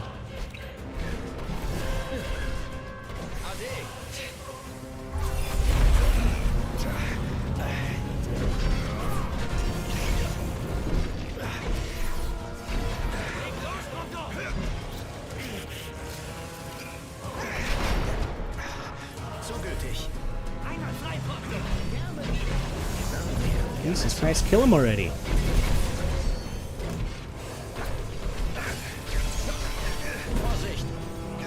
The camera is atrocious in this game.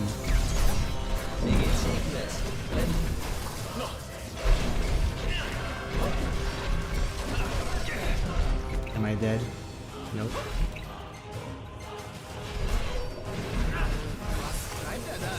Landscape of 3D fighters is cooked. Well, it certainly is now that Harada left. Are they gonna ever bring back Soul Calibur? Because I don't know why that's been on ice for so long. Although didn't they say they were working on a new Virtua Fighter? I don't know what's going on with that.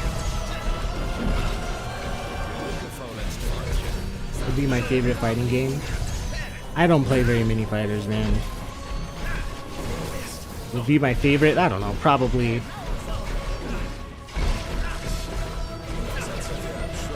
I can't even say. I don't play fighters. I'm not great at fighters. I used to play them with my brothers back in the day, like Mortal Kombat 2 on Super Nintendo. I played that one a lot. That one was fun. I also like Mortal Kombat Deception. Was it Deception? Had like a story mode where you go through the different realms and the character gets old. I thought that one was pretty cool. I guess Smash Bros, if you count Smash Bros as a fighting game. Virtua Fighter trailer didn't look very good.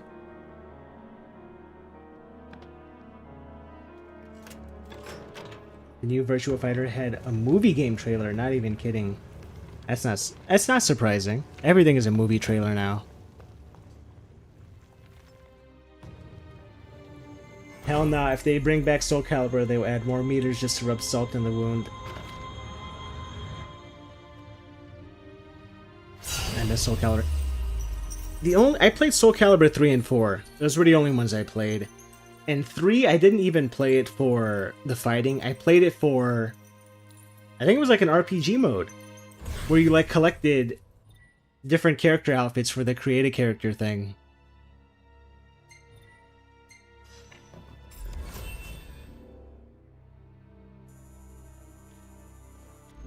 I know everyone thinks Soul Calibur 2 is the best, and that one is on Switch Online, which I have. So it might be worth it to check that one out.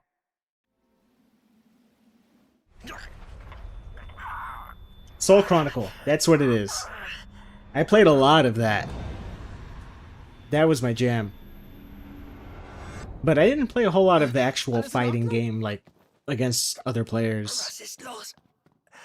Wo bin ich? Knocked? Ich habe etwas gesehen. Lodernde Flammen. War das der Wait till they Meteor? had a super meter. I made a video. Von der Cortez I forgot what it was called, where I was complaining about super meters in fighting games, and everyone in the comments called me scrub. You don't play fighting games. They called me out on it. Which, I don't play fighting games, but that doesn't change my thoughts on those meters. I hate... Mortal Kombat is especially bad about this with the X-ray attacks, where you press a button and you just watch this 10-second animation play out. And people justify it, well, fighting games are very high octane. It's a chance to have a breather. Give me a break. It's a 1-minute match. You need a breather from playing for 1 minute.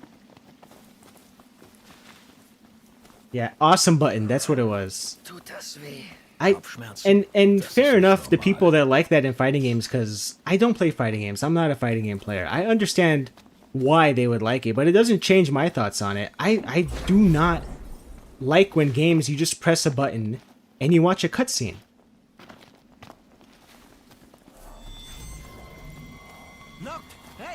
Okay. And, of course, if I didn't mention fighting games in that video, would anyone disagree with me? Like, I showed a 20-second cutscene that plays in Ys 8 when you do a special attack. Who would disagree with me that that's boring? Do you really want to watch that animation every time you do a special attack in that game? You want to watch the same 20-second animation? You're locked. You can't skip it. How could you justify that?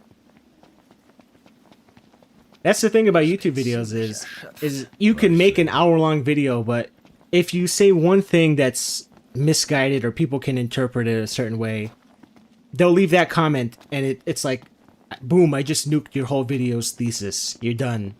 It's like, gotcha. Got you on this one point. Okay, you got me on that one point, but it doesn't invalidate all of my other points.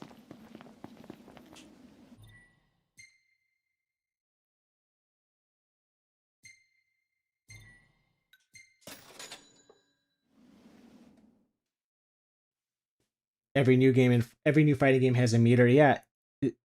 What was the game that introduced all that? That had like these meter management things. Ah, Licht. Da fühle ich mich irgendwie gleich sicherer. Ja, I think that's why I Ist mir like wenigstens keine Mortal Sicherpflicht. Kombat 2, because it's very simple. There's not a whole lot to that game. But that doesn't mean it's bad. Simplicity isn't bad. Fertignudeln, was? Die gibt's also auch hier? Wir könnten I'm ein not- paar Packungen kaufen. It Für den really Notfall, is. uns die Zutaten These super ausgeben. meters, they're Gut, comeback demnächst mal. mechanics. And some games, some characters in games, they have like, is it Juri in Street Fighter? She has like those kicks, and she needs to do this certain attack to store up these charges to do different attacks. Like, I really don't like that. I don't know, would you consider that meter management? Prinz Noctis, willkommen zurück. Dein heißer Tipp war Gold wert. War die Geschichte etwa wahr? It doesn't even get to the worst aspects beside the super cutscenes. It doesn't. That was just like a 10-minute video, but I didn't even get into the part of how it ruins the pacing of games. It really is just more cutscene interruptions. I have that video set to private. I have to, because I stupidly used the Van Halen song, which got copyright claimed, and then they plastered ads on the video, and I hate having ads stuffed in my Alles in videos. Ordnung? Was ist los? So Mach dir I keine might just Sorgen. try to re-upload that video without the music, or maybe find a way to cut that music out without totally destroying it, Lasst uns because I sehen. think that's a pretty fun Ja. video, Wenn even die if people Kopfschmerzen disagree etwas with mit der me. Cortez-Platte zu tun haben, müssen wir uns dort umsehen. Basically the entirety of Arkham Knight's combat.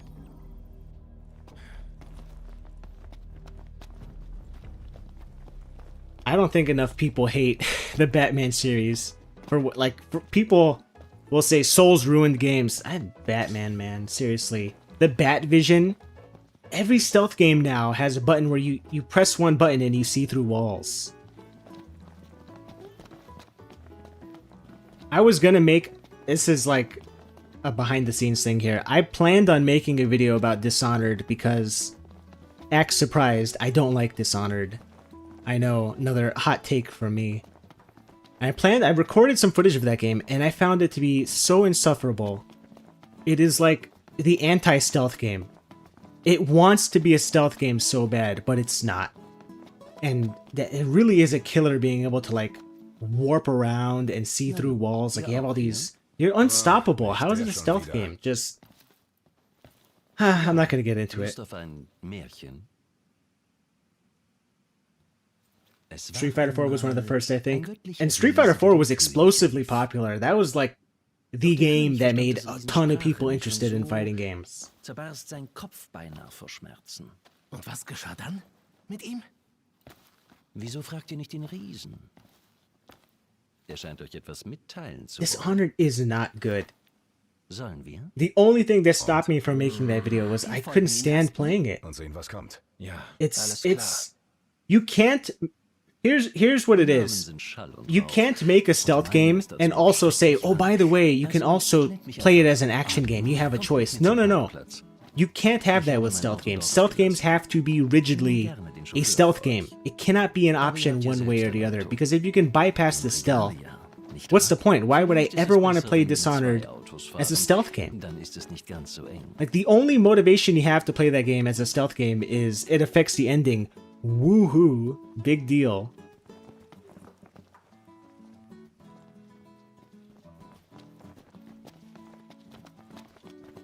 You pick up the pace, man.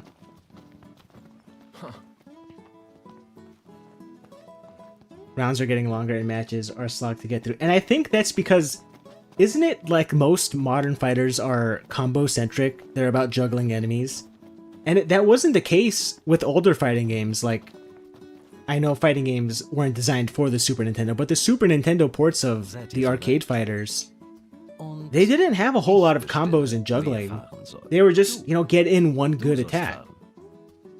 And because of that, you didn't have these bloated health bars. The matches didn't take forever. Ignis, fahr du. Der Arme muss ständig fahren.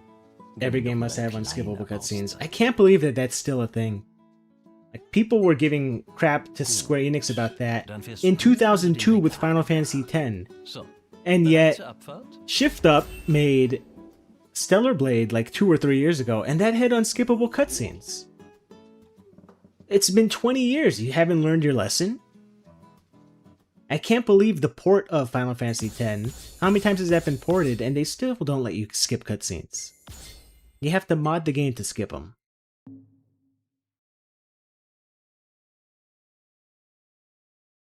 Pacing or rounds are hampered by long combos. Yeah. That's what I thought. I was watching Evo earlier, and that's all Tekken is. Tekken is you just need to get in one good launcher, and then that's it. 2/3 of the health bar is gone. How do you escape mid-combo? I think in BlazBlue or Guilty Gear, you have Roman cancel to get out of the combo, but I don't think something like that exists in Tekken.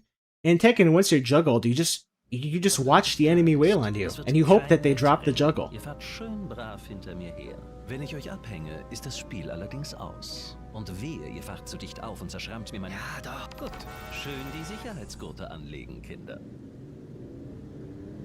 Older fighting games were never this absurd with combos. Am Kai war der And Kerl that's auch schon. why Ob eine a lot of Reise these modern fighting games, they have like that dial-up combo thing. Mir kommt's What eher was so the first vor, one to do that? Was it als Persona 4? Das Gefühl hab That ich Persona auch. 4 fighting Das game? beunruhigt mich. Like Arc System tried to say that it was revolutionary because it had auto combos. And now every fighting game has auto combos. allerdings noch viel weniger. Like, combos are cool to look at, but it has come to Hoffentlich dominate ist das unser letztes almost Treffen. every fighting game. It's all about the Aber combos ohne ihn now. kommen wir nicht zum Zentrum der Cortez-Platte. I think that's why a lot of the old Was hältst du heads von dem Typen? for those fighting games are even they're kind of starting to get disinterested with a lot of these new fighting games. They can't keep up. Das könnte gut sein. Wir bleiben jedenfalls erstmal bei uns. Burst, yeah, Burst. I think it's called Roman Cancel in one of those Arxis fighters.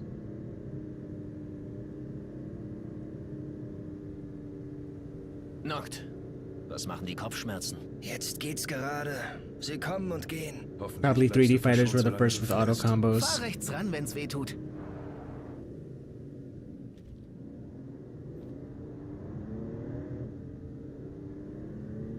Gibt's in der Nähe ein Refugium? The Willst du whole etwa appeal schon of wieder 3D erzählen? fighters Erholen wir is, uns lieber richtig. Campen ist and I don't know if any of them really have done this in a way that I found satisfactory, but Die vielen Mückenstiche like, vielleicht. how do you take advantage of the 3D environment? Like, all of these 3D fighters, the only 3D part of it is sidestepping. Outside of that, they still play like 2D fighters. It's still like very linear. Was haltet ihr davon? It's really only something like Power Stone that genuinely feels like you're taking advantage of 3 dimensions. But does anybody play Das Power ist nicht Stone? der springende Punkt. Also übernachten wir mit Arden. Niemals. Im Refugium können wir zelten. Nein, dort drüben ist ein... Nicht schlecht. Hat irgendwie was von einer Reise. Ist ja auch eine.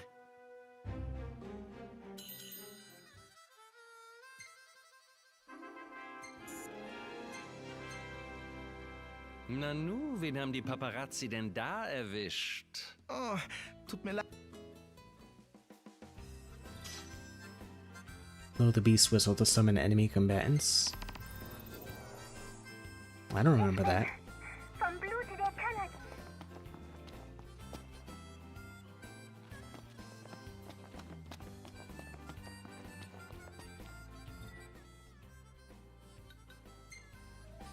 Wo sind die Einkäufe? Im Wagen verstaut.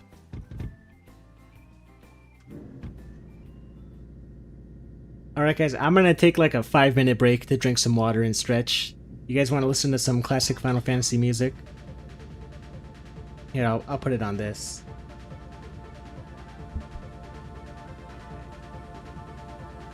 I'll be back in 5 minutes.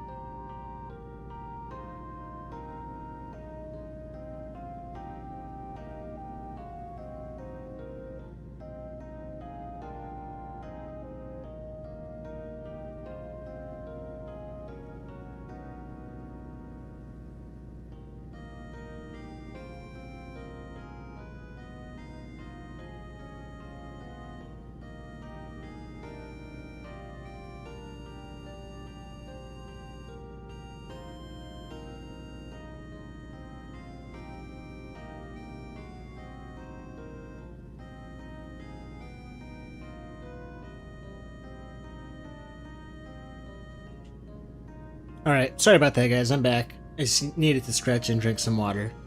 Noct? Es wird nur gekauft, was wir auch brauchen. Ist ja gut, Mann. Mach dich mal locker. Das sagst du so leicht. Bonjour. Ab hier gibt es kein Bonjour. Zurück. Sagt nicht, ich hätte euch nicht gewarnt. Seid ihr euch wirklich... I should probably try out this French dub next time, see how that is. Didn't I already say I would drive with this guy? I'm driving again?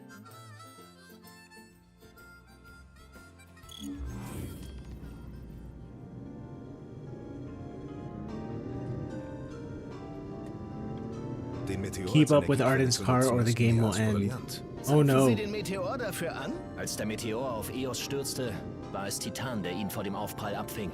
Die Menschen sammeln die Bruchstücke ein, die dabei vom Meteor absplitterten. You know, this game is allegedly open world, but it doesn't really take advantage of the open world. Why am I Dass die Bewohner like des following Kasten this so linear verehren, mission es hat sich ein progression? regelrechter Kult gebildet. Too many people crap on the Breath of the Wild and Tears of the Kingdom games, but at least those games do open world right, in that they give you the objectives and you can tackle them in any order. That's what you should do with an open world. It shouldn't be linear like Deine Kamera this. das mit? Berufsrisiko. Solange sie And nicht this ins whole offene world is Feuer covered fällt, in sollte paved sie halten. roads. Wenn sie kaputt And geht, like, look at all that room out there. I should be exploring that. But you don't really have an incentive to. There's nothing to do. It's just all empty open area. So you design this huge empty playground. It's an empty sandbox. Like, imagine running around Fallout and just driving around roads the whole time and not stopping at supermarkets or gas stations along the way. Like, that is the point of the open world, is stumbling into these little abandoned buildings and running into these random adventures along the way. But you don't get that in this game. And this game is just ride the road Kannst du sie einfach to abnehmen. the little Disneyland attraction. Why did that need to be open world? Ich kann auch ohne Brille noch genug The sehen. Final Fantasies that had an airship, the older ones, Naja, those did open world much better than this one did. And those were not touted as open world games. This one, they were like bragging, this is open world Final Fantasy. But like, look what you're getting. I'm not even steering, I'm just holding the trigger, and that's it. I don't need to steer whatsoever. It's all automated. It might as well just be a cutscene. It's one step removed from a Wie cutscene. ist das eigentlich so für dich als Beifahrer? beängstigend. Was soll das denn heißen? Immerhin ist Noct mehrmals durch die Prüfung gefallen. Hatte halt Pech. You want linear open world, we got Monster Hunter Wilds. It's another one that didn't need to be... Ich achte How lieber can auf you die make that game open world and all you so do schlimm is fährt's you auch ride on mir your auch wieder little nicht. dinosaur and he just takes you everywhere automatically? Haltet ihr mich etwa für What is the point of having a giant open area like that? Having the open area is cool. Excuse me. But if you give me a car or a horse, what's the point? So aufgemacht. Na, What made Skyrim, like, I'll give credit to Bethesda for their open world games. You explore on foot. so, ihr habt That's how it should be for an open world game. Kommst du nicht? Let me explore on foot. That way, Haustür begleiten. the progression feels meaningful. You don't have these huge stretches where nothing happens.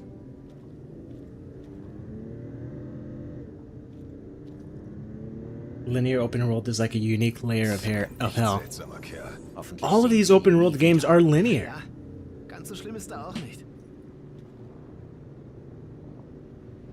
I'm not opposed to open world, but what it should be is like, okay, open world. Das Indiz für einen Wald. There are 5 different destinations.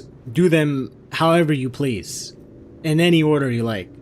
Because at least then, it's like, okay, there's a reason for it to be open. I can choose whichever direction I want to head down. But if it's going to be linear, what's the point of having it be open world? All of the open world is optional. Finden wir raus, was das Imperium hier treibt. Like, give me an incentive beyond just saying, well, you know, there's some caves, there's some dungeons you can optionally go to. Oh, great. Why did that need to be open world? diese Ruinen.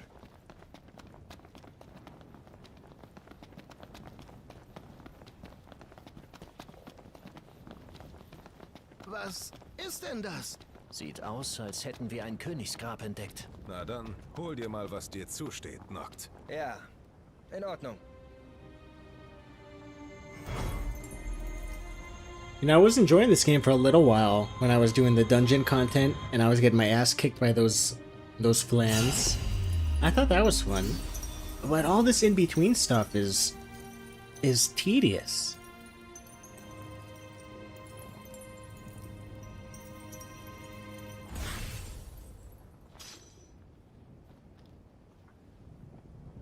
Ah, ein Erdbeben! Und was für eins? Vorsicht! Zurück! Have I played any of the Rans games? I have not. I was planning on playing... There's like a side-scrolling action game I showed in that video, but I can't for the life of me remember what it's called. Oh, Holy Knight Rika. I was planning on playing that, because that actually looked like a pretty in-depth...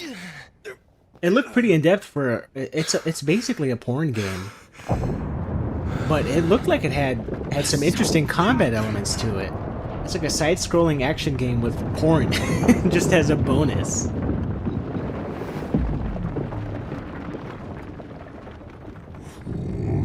Have I played Baldur's Gate 1 and 2? I haven't, but I've played Planescape. And I think Planescape handled exploration pretty well. The problem with Planescape is just that the combat is terrible. And the only reason the combat is terrible in Planescape is because it uses... Whichever D&D uses the THAC0 system, which I think is like the worst thing ever. I can't believe how atrocious that system is. Planescape Torment, you'll hit an enemy, and you physically see your sword connect with them, and it's like, miss, miss, miss, miss. So when people say, oh, you can beat Planescape Torment without fighting anything, it's because you don't want to fight anything in that game. The combat is terrible in that one, but the writing is really good. And the world is interesting. It's fun to just explore in Planescape. I imagine it's probably the same in Baldur's Gate 1 and 2, just with combat that doesn't suck.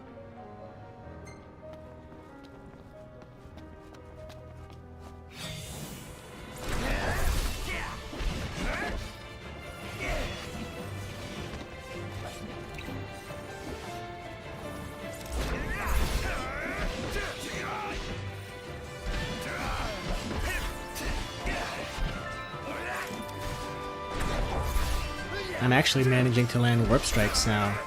I wasn't doing that before. They definitely help.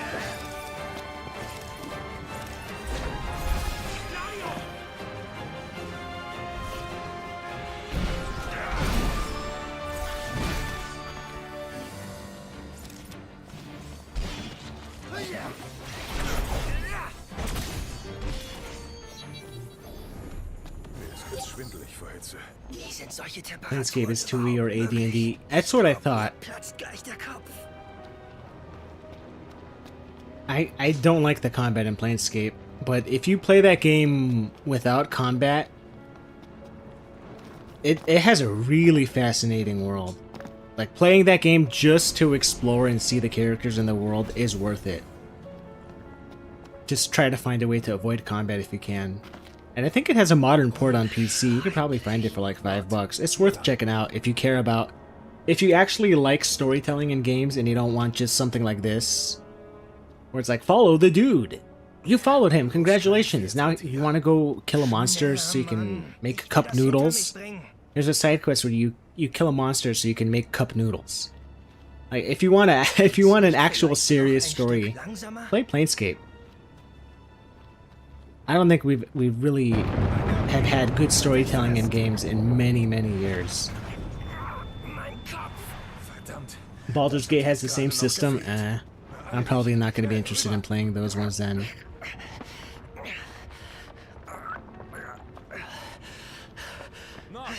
It's my favorite Monster Hunter. 3 Ultimate. I really like swimming in that game.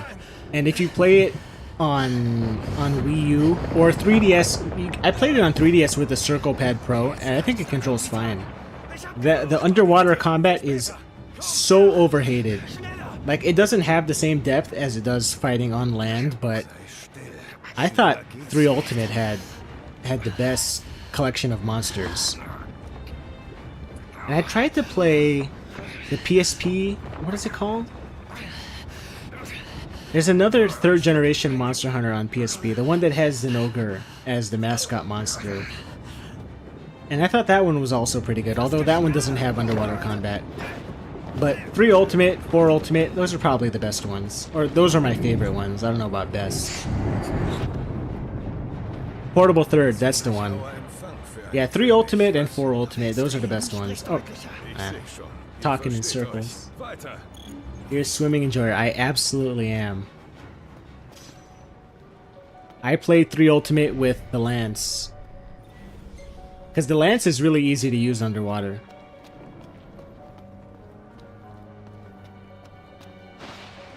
I used the Lance and the bow. I tried to play with different weapons in each generation of Monster Hunter. Ich hab die Schnauze voll. Ständig diese Nörgelei. Play the Geneforge games, classic RPG story games on the PC. I'll try to look into that. I looked into that. Someone yesterday mentioned Geo Bizarre Adventure on the PS2. Natürlich bin ich das. Denkst du, ich hätte das And yeah, it is like a boss rush game, but it looked like a lot of talking. And I guess unless you're a big fan of JoJo's Bizarre Adventure, I probably wouldn't really get a whole lot out of that game. Wir Amicitias sind Leibwächter des Königs. Seit ich ein Kind war, bläute mein Vater mir ein. Play the shit out of 4 Ultimate online. Yep. Und mittlerweile erfüllt 3 es mich Ultimate mit and 4 Stolz, Ultimate. I played a lot of those Mensch zu games sein. online. Ich weiß, die Kopfschmerzen. And I liked Generations and Generations Ultimate. I think those are also pretty cool. Verstanden. I like all of those Monster Hunters that were in that style. It's really like World and Wilds. Like Monster Hunter's always been popular, don't get me wrong. It's always been like each game sold millions of copies. It's always been huge. But with World, the changes they made in that's now the direction of Monster Hunter moving forward, and I don't know. Kind of just not too interested in that. It really shouldn't be surprising that Wilds is the way it is, because it feels like just the natural evolution of Monster Hunter World. Okay. Monster Hunter World de-emphasized the hunting a lot already, Gladio. and Wilds is like, well, it really shouldn't come as a surprise if we just de-emphasize it even more. Klingelt das Telefon? Like in World, you just follow the glowing trail to the monster. And then Wilds is like, let's just cut out the glowing trail anyway. That's stupid. Just, you know where the monster is. Like, if I want to play Monster Hunter, I wanna hunt the monsters. So I'll just stick with 3 Ultimate and 4 Ultimate. Meinte, die Niffen wären hier. Freedom Unite is still fun to Uns noch play. gefehlt. Play that one emulated. And if you can, like, rebind the camera controls. Don't play that one on original hardware.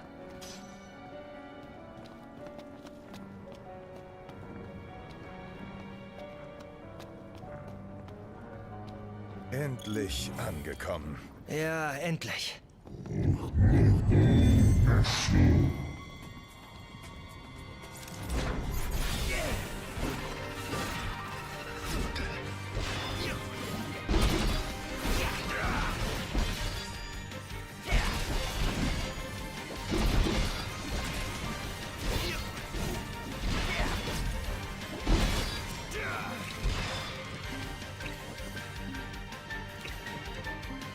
Why are you not attacking, Gladio? Come on. Rise is my recent, and the gun turned into boring straight fist if you were light bow gun. I never really liked using the gun in Monster Hunter. I like the bow, because the bow has a sweet spot depending on where you stand in relation to the monster, so spacing is important. I don't know if spacing is important when you use the bow guns.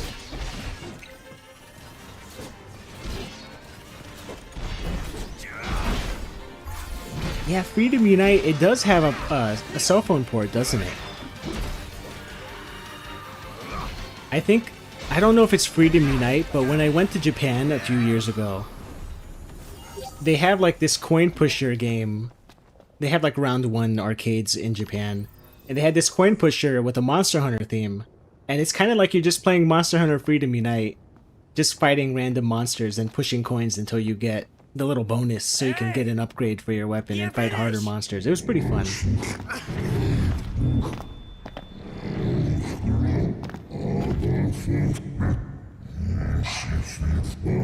Sprich gefälligst meine Sprache! Ich bin schließlich nicht zum Spaß hier! Hey, du spinnst wohl!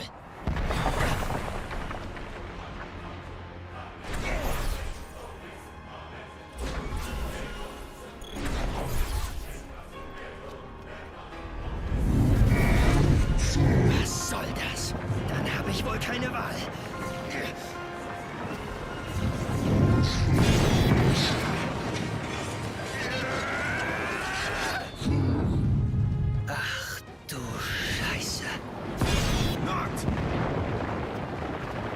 That is so ridiculous. How do you parry a foot?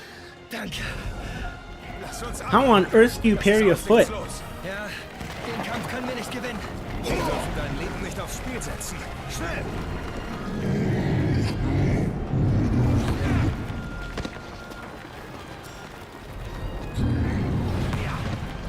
Oh boy. Hier sind wir ihm ausgeliefert. Lauf! Das sagst du so einfach.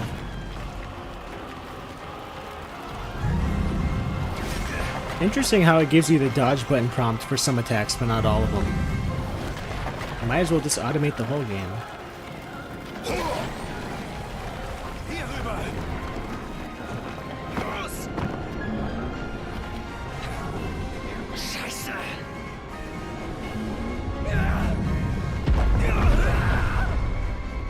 Alles okay? I wonder if this was an inspiration for the boss fights in Final Fantasy 16. Because in 16, this would just be one of those 30-minute long cinematic fights that everybody gushes about in 16.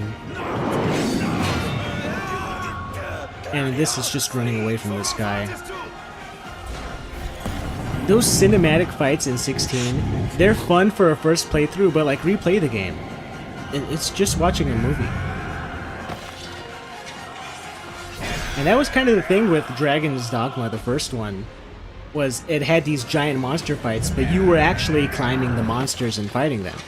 It wasn't scripted like this. That was what made Dragon's Dogma cool.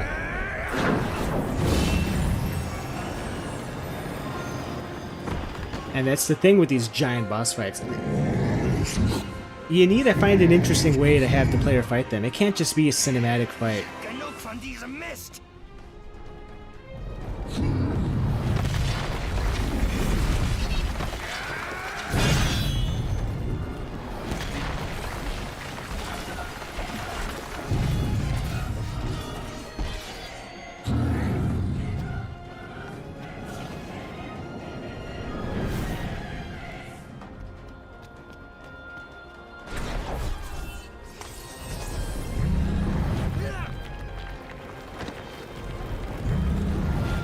Oop.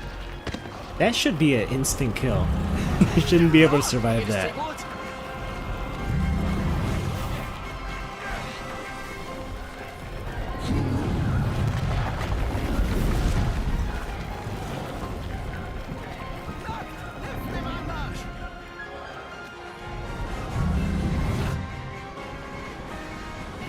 Cutscene to the rescue.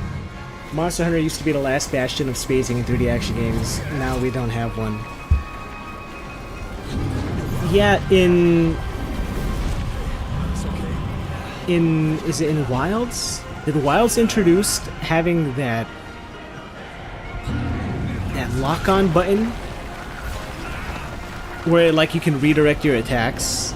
You don't even need to aim them anymore. You could just choose to press that button and it'll aim your attacks for you. Was that introduced in Wilds?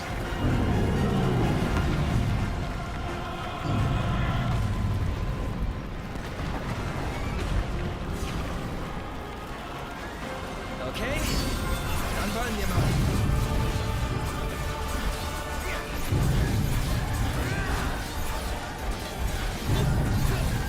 I know this looks really flashy, but all I'm doing is holding B. It's just watching a movie play out.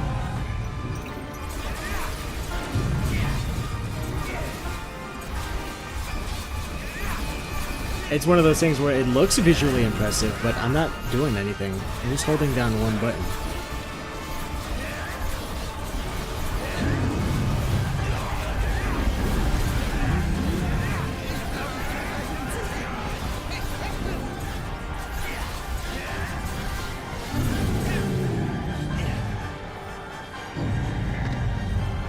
What are we about through here?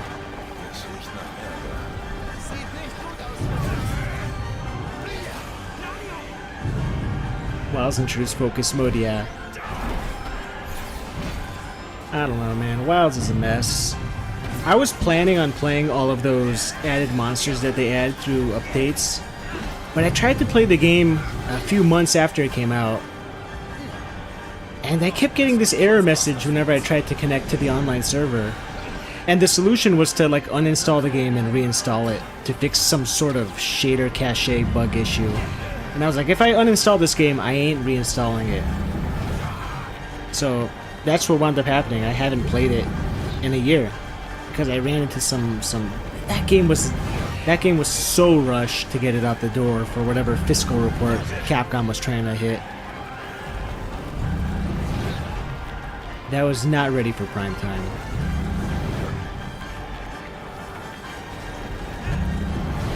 I'm so tired of being guinea pig for these new games.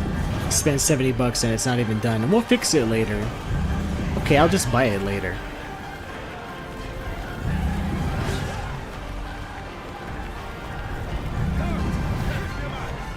Alright, what am I doing wrong? I gotta be doing something here.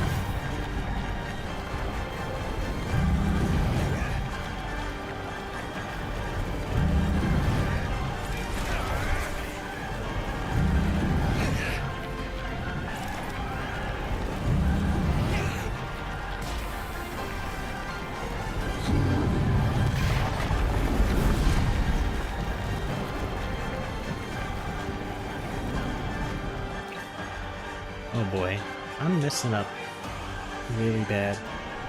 I'm doing something wrong.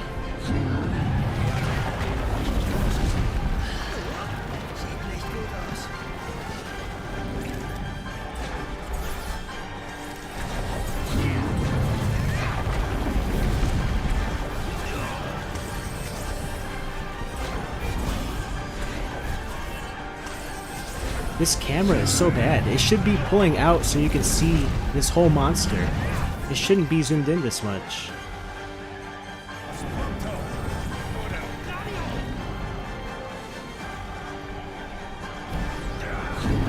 What the hell did I attack just there?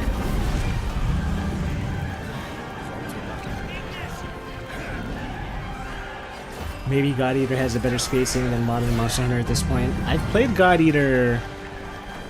Is it Burst? That game has its own issues. Of all the Monster Hunter clones I've played, nothing really comes close to Monster Hunter. I've played, is it Tokiden? The Koei Tecmo take on Monster Hunter. I played Soul Sacrifice. Nothing comes close to Monster Hunter. No one can do it like Monster Hunter does. Or I should say did, rather. Not even Capcom can do Monster Hunter anymore.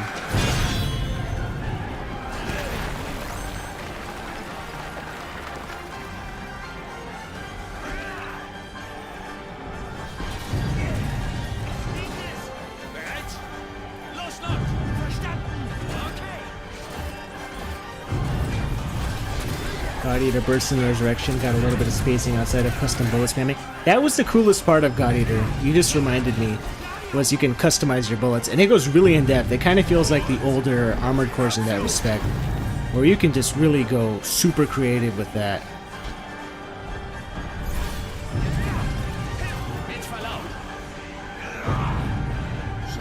Is God Eater still going? I don't think so. Unless you count Code Vein God Eater. I think it takes place in the same universe.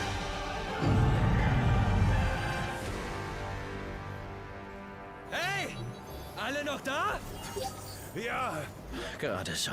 Ist es endlich vorbei? Hä?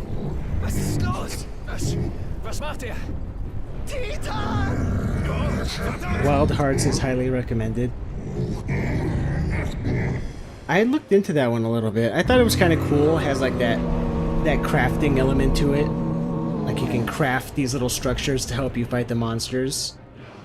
But doesn't that game have performance issues? Every time I looked into it, people were like, "Hey, it's a great game if only it ran." I was like, uh-oh. Das war Luna. Sie ist hier gewesen? Darum hast du... Only want the character editor on Code Vein. Is it Code Vein the one that you can customize like the iris of your character? You can choose like where to put the little highlights in their eyes and what the corona color is. You can choose like the 500 different styles. It really goes crazy with like the eye customization, and then everything else it kind of felt like nowhere near as much depth.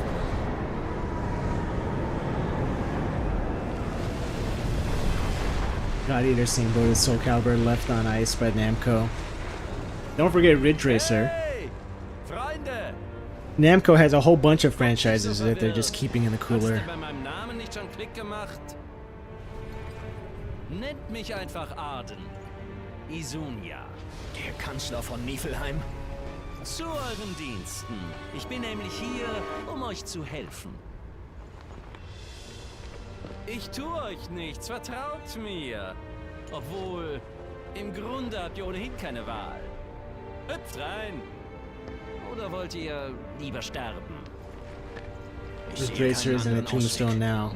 Gehen wir. It sucks that I got into that franchise so late. I only recently got into it. I wish I played it when it was still being... when they were still making new games. I could have played them online. But I still had fun playing them single player. Ridge Racer 5. What a game. Ridge Racer 5 is really good. I also like the PSP ones.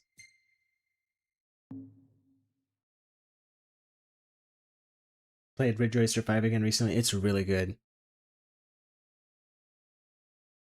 It's been some time since I played a racing game where it's like right away, right at the start, it kicks your ass. There's no warm-up period where it's like, okay, a few hours, we're going to take it easy on you, and then gradually ramps up. No, Ridge Racer 5 is like kicks you in the teeth right at the start.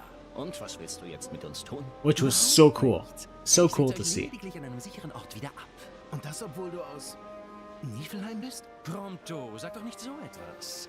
Oder willst du uns etwa erzählen, dass alle Niflheimer böse sind? I really like arcade racers more than the realistic driving sims. I started to veer away from Gran Turismo. I've been playing Outrun 2006 a lot lately too. That one's also really fun. Outrun, Ridge Racer. I really like Mario Kart. The kart racers are also a lot of fun. Someone suggested I should check out the Crash racing games. I think it was recently remade.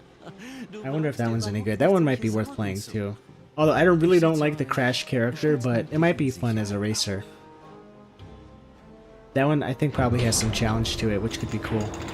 That's what's missing from Mario Kart World. It needs a 200cc mode. It needs to have a mode that really challenges you in single player. Like, the online's fun.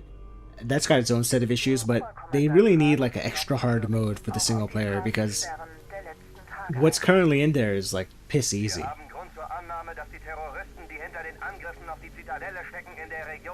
You need to play Unbounded to know the pain. Is that Ridge Racer or Need for Speed?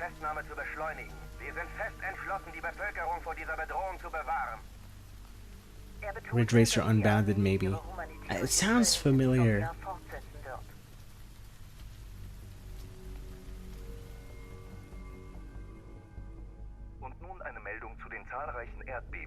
Ridge Racer Unbounded, yeah. To know the pain. Unsere Forscher konnten bestätigen, dass Bewegungen Titans die Ursache der Erdbeben waren. Die Bewohner der Region what a dumb title. Ridge Racer is weird because some of them, like Ridge Racer Type 4 and the PSP games, they're pretty easy. But then like Rage Racer and Ridge Racer 5 is just, like, oh my god. Right away, they're just brutal. Warten wir erstmal, bis Sydney die örtlichen Werkstätten abgeklappert hat. Machen wir uns doch nichts vor, die Niffen haben die Karre. Oh boy, I gotta find the car now. Crash Team Racing is pretty good. It has an adventure mode like Diddy Kong Racing, does it? I had no idea. Wir warten, bis Sydney sich bei uns meldet. Bis dahin gibt's. Burnout is great also. Burnout is great. Well, Burnout 3 is great. I tried Burnout Paradise and I don't know why I didn't really care for that. Like, I like the destruction physics, but I didn't like running around in open world. I like the arcadey structure of the older games. That's another series. Have they done anything with Burnout lately? That's another one where it kind of like just was neglected.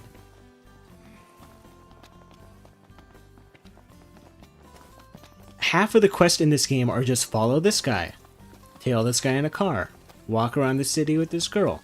Follow your dog. Fantastic quest variety. Gentiana! Der Kristall hat seine Wahl getroffen. Vor dem Erwählten des Lichts liegt die Segnung durch Ramon. Geebnet wird ihm der mühsame Burnout is great. I don't like Burnout. von der Kanagi. Fanula? Wo ist sie jetzt? Im Auge des Sturms. Nach der Segnung wartet sie mit dem Ring auf den Erwählten des Lichts, wo das Wasser herrscht. Beeile er That's sich. what makes discussing games so much fun, is how polarizing they are. In one breath, someone could say, I think this game is really great, and then someone else could go, you are so dead wrong, it's terrible. And I don't think any person is wrong or right. So langsam wird I mir like das eine seeing Nummer zu why göttlich. people have their justifications for liking or disliking something. There are people that like quests like this, like Follow the Dog. I'm sure there are. I find it to be insufferable.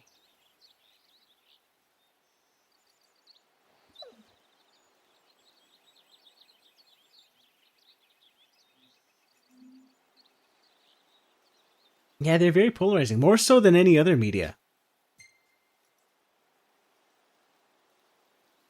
It's because of how involved they are. It's not a passive medium, it's an interactive one. Like watching movies, I think people can agree if something... With movies, you're really just judging the storyline and the visuals. And you can maybe have some consensus there, but with interactivity, it's very different. Die Götter gaben den Menschen den Kristall, damit ihnen Wohlstand Burnout Paradise wasn't too good due to the unnecessary open world structure. That's what I didn't like about it. So hilft den anderen ja überhaupt nicht. weil der König I wish car manufacturers weren't so ist dazu imstande. like against showing destruction on their cars in all of these games, because you have games like Forza and Gran Turismo that use these real life cars and they look so realistic. They look like the real thing. And then you get into a head-on collision and like nothing happens. You just gently bounce off it. There's no damage. And it's like totally immersion breaking. Like, that's what made Burnout so cool, was like you gently tap a car and it careens off the road and you have that dramatic crash cam. That's so satisfying. I like seeing these cars get destroyed and blow up. Hat den König zu unterstützen. Echt jetzt? Tokyo Extreme Racer is my favorite racing game. I played that one recently. I thought it was pretty good too. I wasn't really expecting to like it, because the premise of that game is just drive in a straight line past the other dude and just maintain that advantage for a little bit. So it seems, it feels very simplistic when you describe it, but when you actually play it, it's a lot of fun. It was addicting. I found myself playing that for like 8 hours straight. I'm like, oh my god, I can't believe how much fun I was having with it. Wenn Luna Freya den Ring aufbewahrt, haben wir Car eine slot, Sorge yep. weniger. Absolutely. Sie in Altissia. Ja, wir brauchen ein Boot. Vielleicht sollten wir es in Kaim versuchen. An den geheimen Docks? Möglich. Ich frag mal Iris. Und, was machen wir dabei? Wir suchen den Donnergott. Neuer Tag. How worse is your neuer video Gott. about game movement comparison? Did people really refuse to make discussion about Hollow Knight having flaw?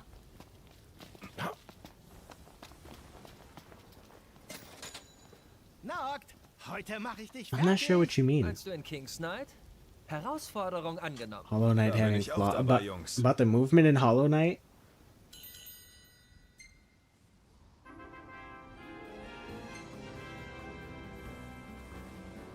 Do you have any gripes with how fast you get really fast cars in newer racing games? That is why I didn't get the new Forza Horizon. It's because of that very reason. I'm so tired of... You start a game, it's like, hey, welcome, rookie, and here's a Ferrari. What? Are you kidding me? How can you do that? You're supposed to work your way up to getting those cars. I don't want to... You do 2 races and like, here you go, spin this slot machine. Oh, you got an Audi R8. What? There's no progression there. It's just instant. Those are not racing games. Those are car collecting games. I refuse to call those races. It's car slop. It's car collecting slop. The Forza Horizon games are car collecting games. Those are not racing games. It's just choose your favorite car and then drive around and take pictures of it in photo mode. I never had fun playing multiplayer in Forza Horizon. Warum hörst du...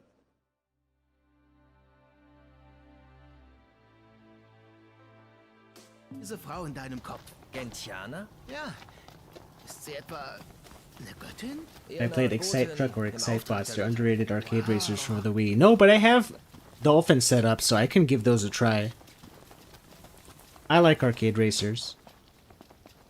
Let me summon my car here.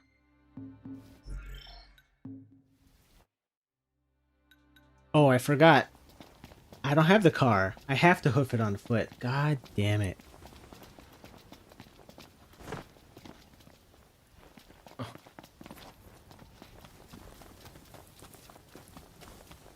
Played Gran Turismo 3 recently. I had to struggle for my 90s Camaro. Granted, it's because of Christ. Yeah, Gran Turismo 3 has a really fantastic campaign mode.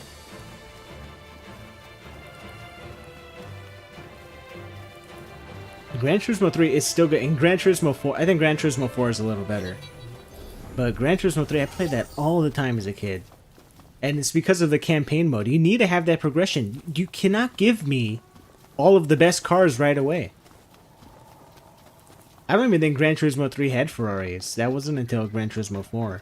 But, you know, whatever. Getting the best cars in that game took effort. It wasn't instant gratification. But like these Forza Horizon games, and it's not even just that you instantly get the high tier cars. I really take issue with like the tone of those games. Like, welcome to the party. Oh yeah, you're the greatest racer of all time. Here, take 3 cars. What are you talking about? Here's a party, we're giving you 3 cars. I hate the tone of those games.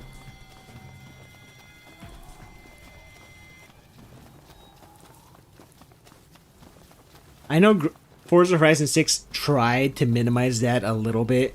It has like this band system where you can only use a certain tier of cars until you upgrade your band, but like how long does that reasonably stifle the progression? Maybe a little bit. It slows it like a little bit, a few hours, but it's not long. You play for a day, you're already getting supercars. I don't even want to race supercars. I don't think supercars are all that cool anyhow. I'd rather race a jalopy. That is way more interesting to me than racing a car with over 1,000 horsepower. Forza 6 especially leans into this. Yeah, all of the Horizon games are like that. You play one Forza Horizon, you've played all of them.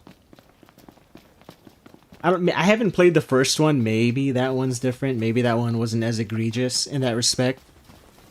But I don't want to collect cars. I just want to race.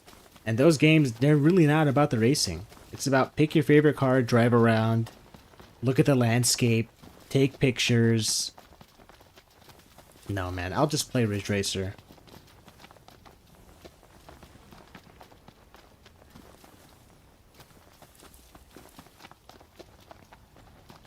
Oh dear lord.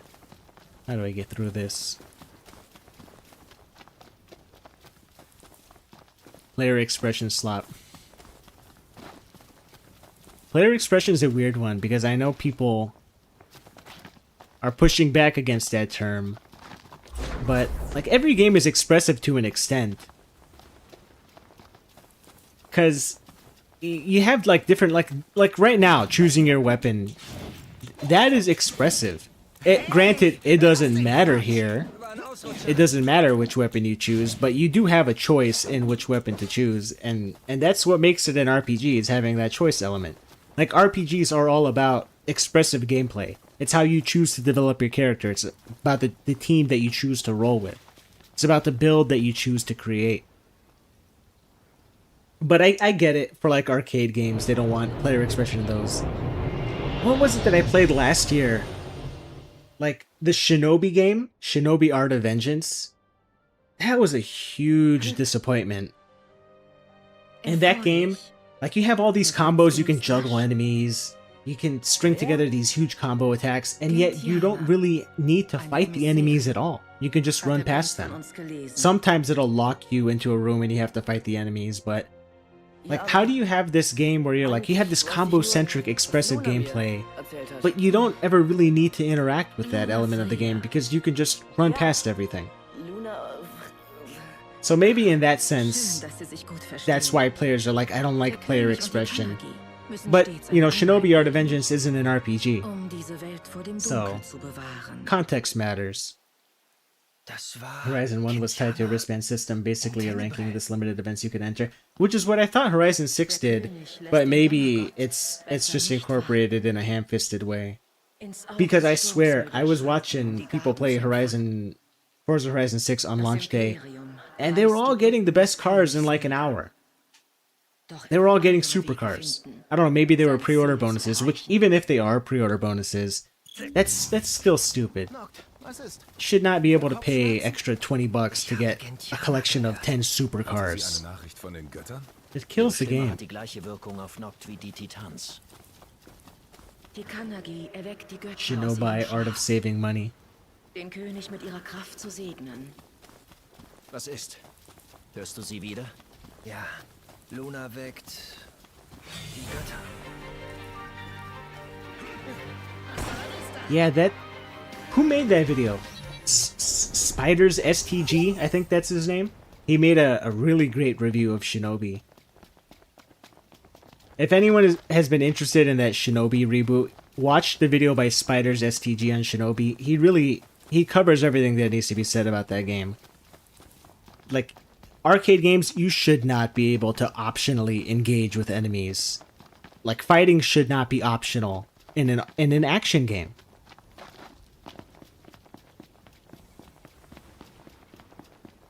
Yeah, it is Spiders. He makes some really cool videos. He's got a really nice laid-back vibe for his videos where it's like, you put it on the TV and you just watch it like it's a movie.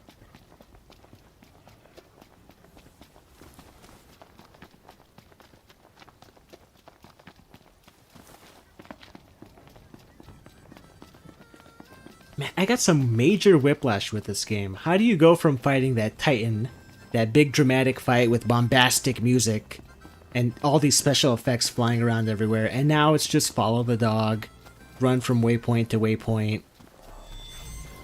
This is so tedious. This is why I had to stream the game, because I can't play this on my own. It's just so boring. Which Shinobi PS2? The new one, Art of Vengeance, the reboot. I couldn't finish that game. It's kind of designed like a Metroid game where you're supposed to go back to areas after you get power-ups. It doesn't really play like Shinobi at all.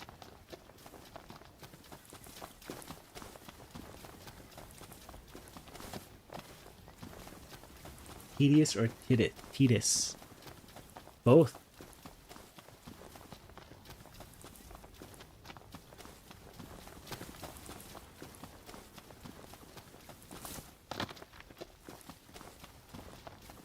Noct, da oben! Have you ever played MMORPGs? Yes, Final Fantasy XIV. I played A Realm Reborn, and I played the first expansion, Heaven's Word. Du sagst es. That's the only MMO that I've ever played. And that was not time well spent, let me tell you that.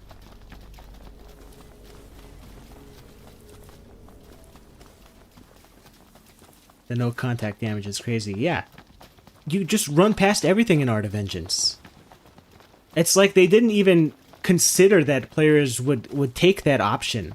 They just assumed, like, oh, you're gonna have so much fun fighting enemies, we'll just give you all these crazy combos and you can fight all these enemies, but they never force you to engage with the combat. It's like, oops, did you playtest this? Did you not consider that players would just choose to run past these enemies? With how prevalent speedrunning is, players just run past everything in games nowadays anyhow. That seems like something that should have been caught in playtesting. And everyone playtests their games nowadays. I don't know how that was overlooked. That Shinobi Art of Vengeance, man. I'm not sure. And that game was getting so many glowing reviews too.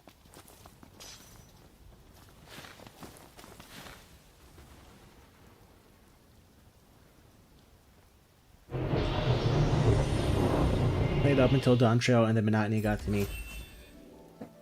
The thing with MMOs is if you do not have like a really, really good friend to play them with that you can consistently play the MMO with like every night, you cannot play them for an extended period of time. You will get so bored. Or I got so bored. Like, I had a friend that I played with for up through Heavensward, but once the friend stops playing, there's no reason to continue. And I don't mean like an internet friend. There's a difference. I mean like you need to have a real friend to play these MMOs with. Because playing an MMO is kind of just like hanging out with your buddy and you chat and you're playing a game. Like the game doesn't even really matter. It's just you're hanging out with your friend. And you take away the friend and it's just like, okay, let me queue up for Duty Finder and wait for 20 minutes to join this dungeon that I don't want to do. I'm doing it just so I can get my daily currency. It really is just doing chores in a virtual world. And I could just do chores in real life. I should be cleaning up my yard. I shouldn't be queuing in a dungeon that I've already ran 100 times just to get 60 tomes of bullshit so I can make a little bit of progress towards buying this set of armor that I want. There are people that really like having that routine of doing these chores every day, but it wears you thin if you don't have a friend to do it with. It really does.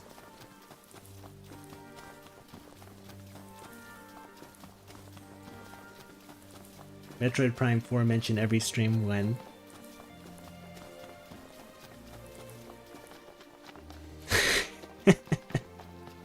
Man, don't make me play Metroid Prime 4. I don't even really like Metroid anymore. I'm so Metroided out. It's not going to be long before I start to just resent Metroid entirely. Erst Titan, jetzt Ramu. Ganz schön anstrengend. Für Luna ist es sicher noch anstrengender. I feel you now, Void. When you have friends, MMOs can be a lot of fun. Seriously, just get together a group of friends and do raids every night. It doesn't even feel like, you know, you're just hanging out with your pals at that point. It's fun to just hang out with your buddy, but it's fun to hang out with your buddies in any game. I don't think there's anything particularly special about an MMO. Like, you could play Call of Duty with friends. I don't really like Call of Duty, but I played it when I was a teenager because I played with my friends, and that's what they played. It's like, I want to play with my friends. What game are you guys playing? Call of Duty? Alright, fuck it, I'll get Call of Duty and we'll play. I didn't care about it, but I was just hanging out with my friends. That was the only reason I played it. Ist diese Gentiana denn ein Mensch? Nein. Die 24 Emissäre sind göttliche Geschöpfe. Destiny 2 had good co-op, easy to join, fun. Yeah. I absolutely understand the appeal for co-op games. Like, playing with friends is fun, but it really does have to be like a close friend. Even if it's not a real life friend, it has to be like a close online friend. Like, playing with randoms, it doesn't cut it, and that's why I stopped playing Final Fantasy XIV. Like, you can join a free company and you can chat with these people, but I never became good friends with them. And it just was not the same as playing with like a buddy. You really need the buddy aspect. I need you to play Metroid Prime 4 so I can see your agony. Is that what I need to do? Should I stream Metroid Prime 4 for you guys so you can see my live reaction for that turd? Would that make you happy? We can all suffer in unison.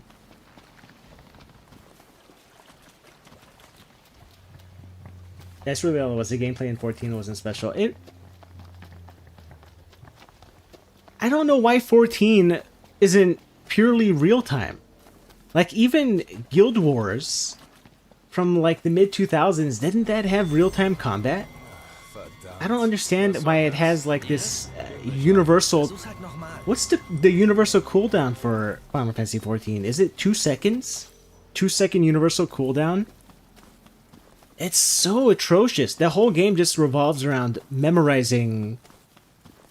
What do you call it? It revolves around memorizing your pattern. They have a word for it. And people will test your DPS. They're like, oh, you don't have a good loop for your actions. Like, is that really what the game is evolving into? It's not even about reacting with an appropriate move. It's just about timing your rotation. That's what it is. Just timing your rotation. That's what Final Fantasy XIV raiding devolves into because of the cooldown system. It's not about using a different move depending on the situation. It's about memorize your rotation and just avoid the glowing spots on the ground. I don't know. The gameplay never did it for me. It really was just hanging out with a pal.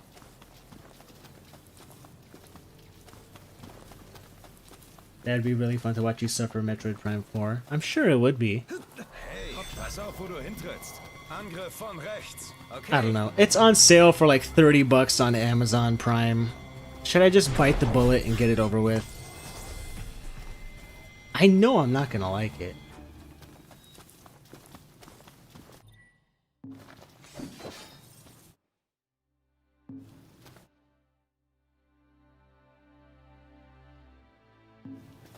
I should not have come in here.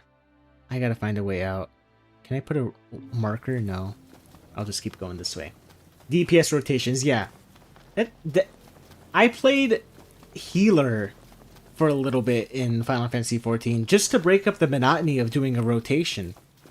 Because at least with healer, it's a little bit more reactive. If you play DPS in Final Fantasy XIV, like your raid party members are just gonna get on your ass. Like, you're not dealing enough damage. Don't experiment. Don't try to be an ice black mage. Follow this rotation. Look up this guide online and just do the moves in this order. And just what, do that for every dungeon? It's not, I don't know. It's not for me.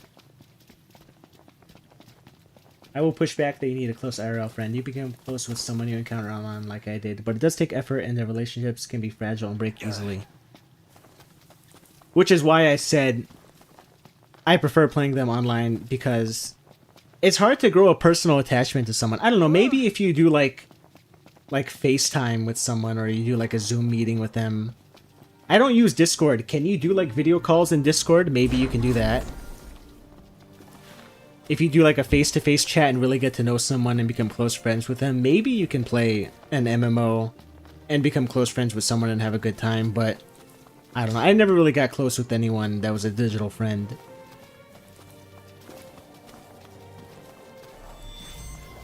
Play with AI, gents. Is it NVIDIA that create... There's some company that created like a little device that's like a little anime AI mascot that will give you advice when you play games and cheer you on. That really is the future, having a little AI companion to keep you company.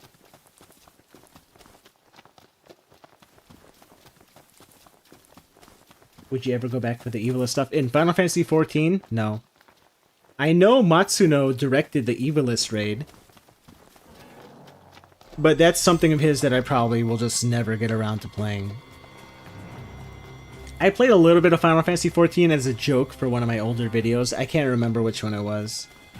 I played for 2 hours, and I was just running around being a goofball typing random shit in the chat, in the global chat. And it just felt so lifeless. Maybe it's because everyone is in the newer content areas. They're not in the 2.0 cities. But it just felt dead.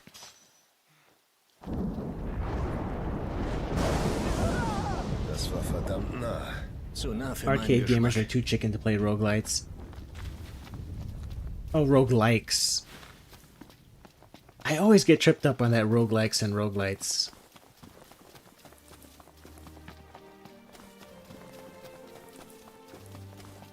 Yeah, I can't be a purist about anything. I really do like to be a jack of all trades and try out a little bit of everything. I don't want to be too hard-headed and too much of a purist, because I would just be denying myself of all these different games. Gibt nur einen Weg, das rauszufinden. You reviewing Metroid Prime 4 will be the biggest event of the year. It must have an exclusive 2-week early beta run. FF14 other MMOs is they killed experimentation. There's a set rotation that does the most damage. It's the only one. Yep. It's a shame because it looks like there's a whole lot of customization in Final Fantasy XIV with like the materia system that you can slot in your gear. But there's of course an optimal materia, and there's an optimal weapon, and if you really want to deal the most damage, you gotta have the optimal setup.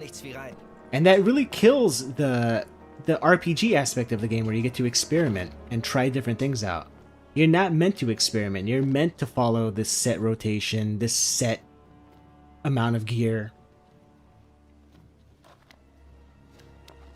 Ist ziemlich eng. Roguelikes, roguelites, same thing. Das könnte gehen. They sound too close to one another. We need a different name for them. I don't like the word roguelite. Ich glaube, ich hyperventiliere gleich.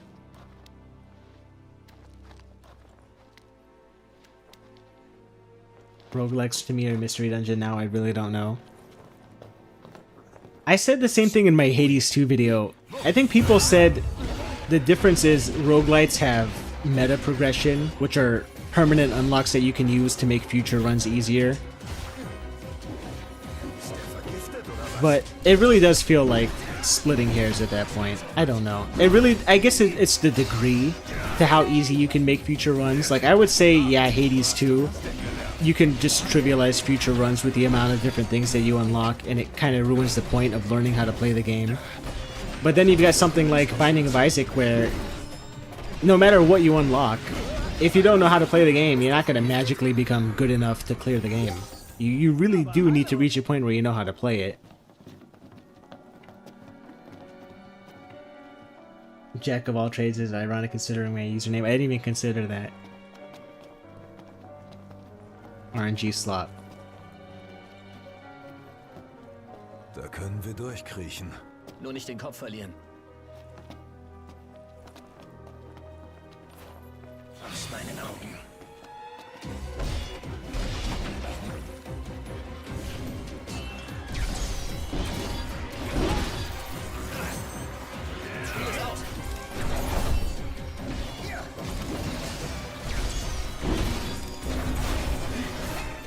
I seem to recall bombs being the most obnoxious enemy in this game. I don't remember why. Oh, now I remember why. Do I have magic? I do. Please. Oh boy. Oh no. Fucking bomb slop!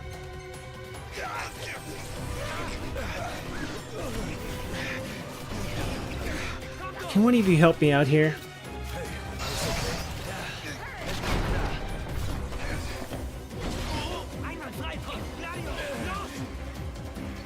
Can't I control Gladio?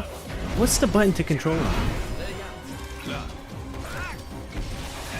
Oh my god. Oh, I saw it. I saw it. Where was he? I swear I saw Gladio. Ah.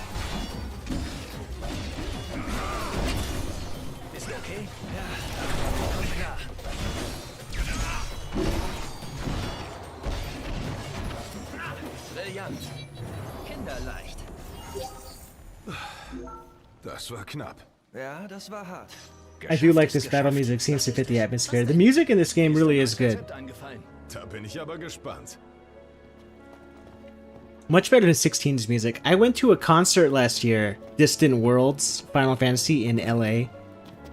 And half of the set list was Final Fantasy 14 and 16 music, which is so disappointing. I don't like that composer. I don't like his music. I would much rather they had music from Shimomura.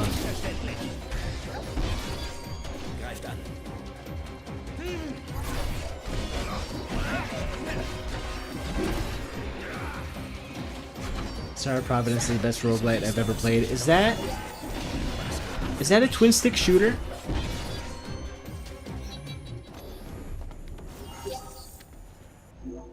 I'm not a huge fan of twin stick shooters. I played Sectori, I think last year, whenever it came out. And I thought that was okay. I don't know what it is about twin stick shooters. I just can't get into them.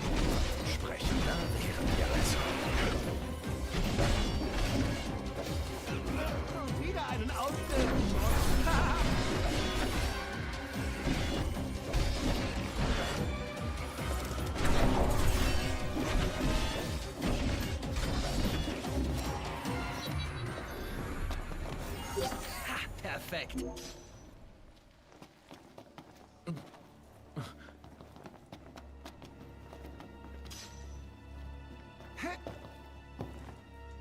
This is starting to come back to me. I had forgotten a lot of this game.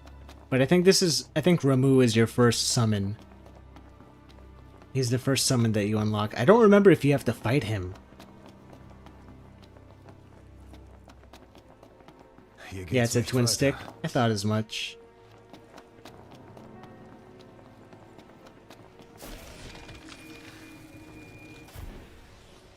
I like how it looks visually, Star of Providence, but just twin sticks are not my thing.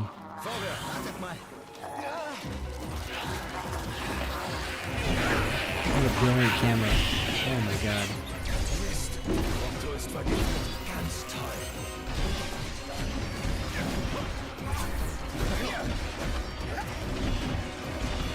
Twin stick is all about circle strafing and upgrades. Ooh. I think what it is about twin stick is, at least from the ones that I've played, it doesn't feel like there's any level design. It's kind of like you're just thrown into an arena and you just deal with waves of enemies. Whereas, like a scrolling shooter, they are designed levels. Like Touhou, those are stages. It's not dropped into an arena and just fighting off different patterns of enemies. I think that's what it is about twin sticks. Is I just don't like the level. There's no level design in them. It's just fighting in an arena. Housemarque made before Resogun, what was it called? Like you're on little planets. Super Stardust, I think it's called. And it's kind of the same thing where you just drop into an arena and you fight waves of enemies for an arbitrary amount of time, and then they're like, okay, next we're gonna upgrade the waves of enemies now. And that just seems like how twin stick shooters are.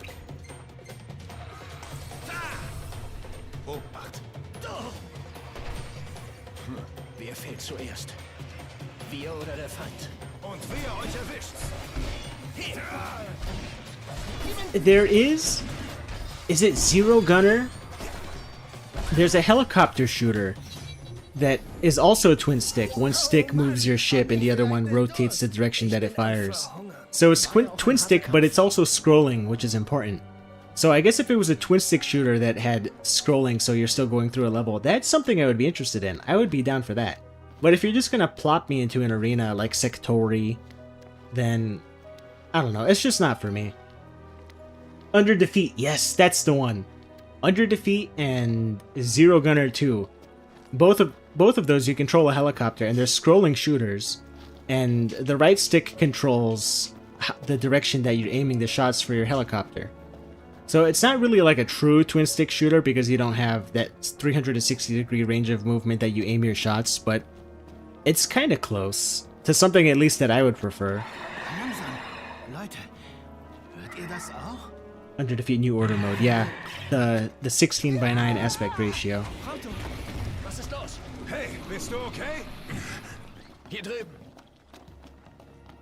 I saw Android Cactus may be more up your alley. It has stages and level design. Does it? I'll check that out. I'm glad there's a Steam sale going on right now because I can just, if these games are cheap and they look interesting, I could just check them out. I don't mind $5. Like, that's nothing. I did check out, or not check out yet, but I bought, what is it called? Guilty Gear 2. The one that's not a fighting game.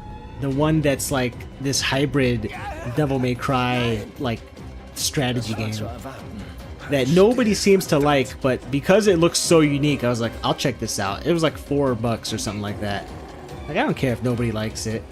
People are gonna, if they can give that First Light, 007 First Light 90% on Steam, then I place no faith in what people have to rate games at that point. So, I don't know, maybe Guilty Gear 2 might be an interesting game for me, just because I'm all about looking for games that try something different. I'm not looking for safe games. Oh my god, I hate the bombs in this game.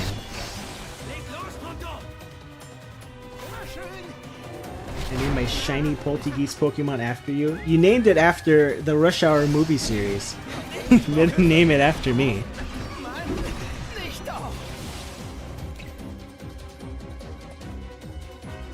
Oh god, I'm so screwed. I don't have any potions.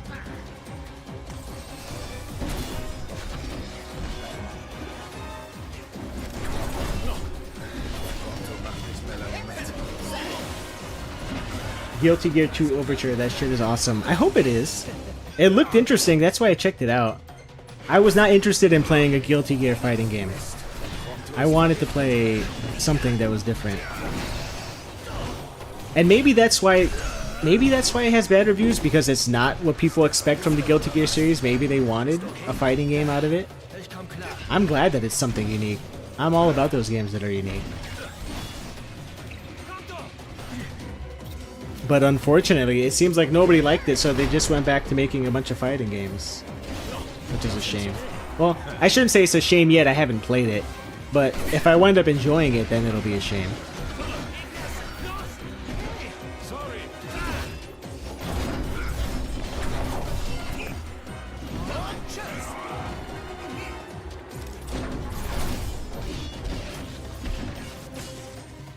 I'm not a fan of how this game is just reusing the same enemies for every dungeon.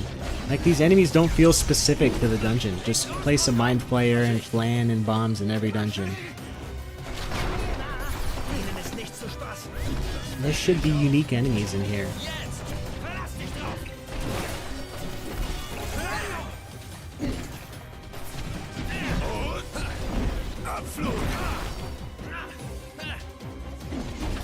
Guilty Gear 2 is a weird game, hence the backlash. Yeah, I believe it. It's a shame because when these games, they review poorly and people don't buy them, it kind of discourages the devs from trying new things. Like, just because you didn't make something that resonated with people doesn't mean you should stop experimenting. You know, keep trying new things. Just because this one didn't work doesn't mean you won't have a good new idea in the future. Don't just keep playing it safe. Like, what is the point of making... And I'm serious here, what's the point of making new fighting games? They should just keep supporting, like, one fighting game forever. And just release new characters, release content updates for it. What's the point of buying a new one? Like, that made sense back in the day when we didn't have online updates. But at this point, just update it forever. Like, they're updating Final Fantasy XIV forever. They're not making a new MMO. That game is 16 years old now, and they just keep supporting it. Like, just do that.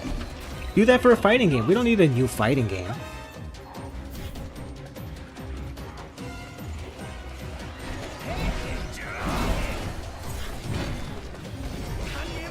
Ich mach das.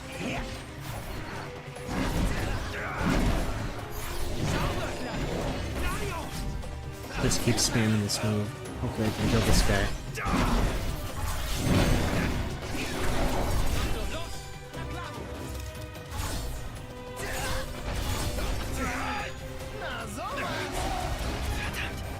Oh boy. Final Fantasy XI still gets updates? Yeah! Which is shocking. That game is 25 years old now. But you know what I mean, like, if your game is an online game, which all fighting games are online games, let's be honest here, no one's playing these offline. Just keep supporting it forever. You don't need to make a new Guilty Gear, you don't need to make a new Tekken, just keep supporting the old one. Just make an expansion for it. Like, you want to keep playing, just buy the new $20, $30 expansion. Kommt, hier geht's weiter.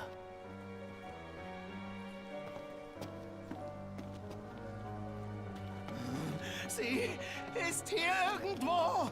Nun zeig dich schon. Beruhig dich. Let me craft some... Why is there a cap on the amount of magic that you can carry anyway? That doesn't make any sense.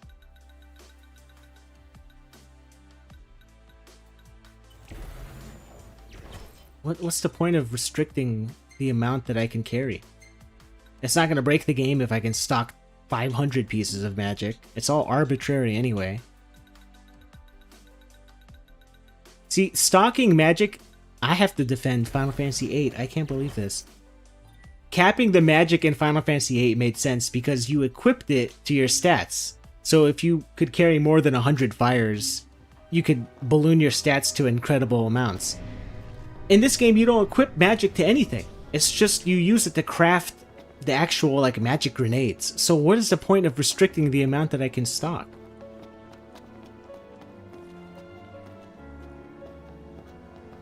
And why am I walking here? Run! Da ist sie! Macht sie platt! Macht sie platt! Schnell, Noct! Wieso? Mir hat sie nichts getan.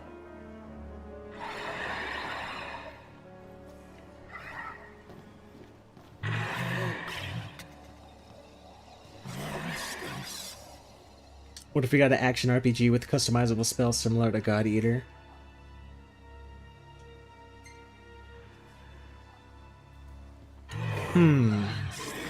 Is there an RPG with spell customization? Would that be the Elder Scrolls series? You can make your own like crazy magic spells in that game. Oops. Do I have any elixirs? Nope.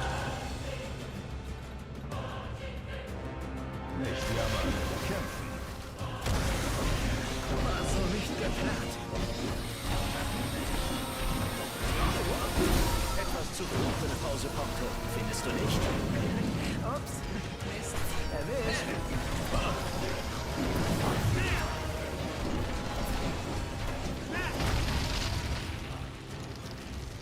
Oh boy. Do I have anything that can cure this garbage? Remedy. Remedy into death. Great.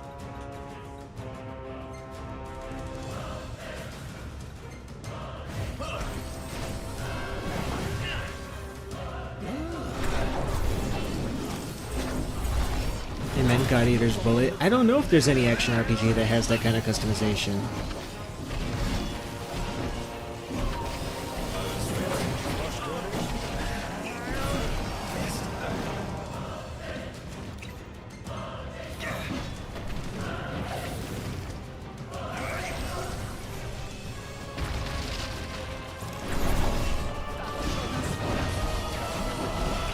Alright, I have to spam special attacks.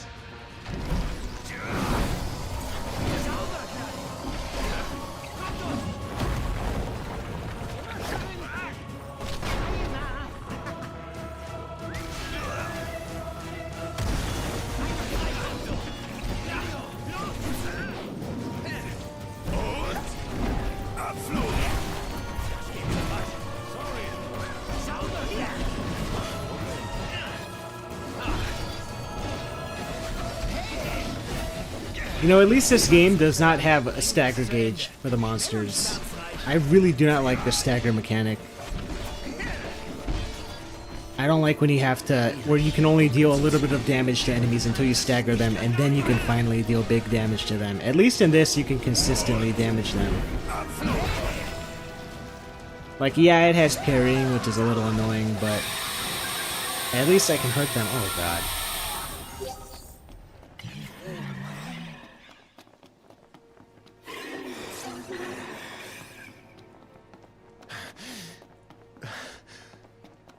Endlich haben wir ihn gefunden.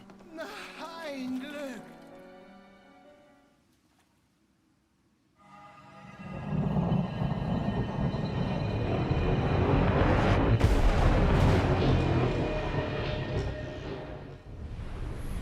I can't believe I've been streaming for 3 hours. That's crazy. Time flies when I stream. Even for a boring game like this. Do you like magnetism, or what they God of War devs call suck to target? That is a very complex topic. The answer is no, I don't like it. But I don't think it's the worst thing ever. The reason I don't like it is because it changes how you have to design the levels. Typically, if a game has magnetism, the rooms that you fight enemies have to be designed very open, and the enemies have to be spaced out. Otherwise, you would have no reason to have the magnetism. So in something like Onimusha, there's no magnetism because you're fighting in tiny rooms, claustrophobic corridors. So you don't need the magnetism.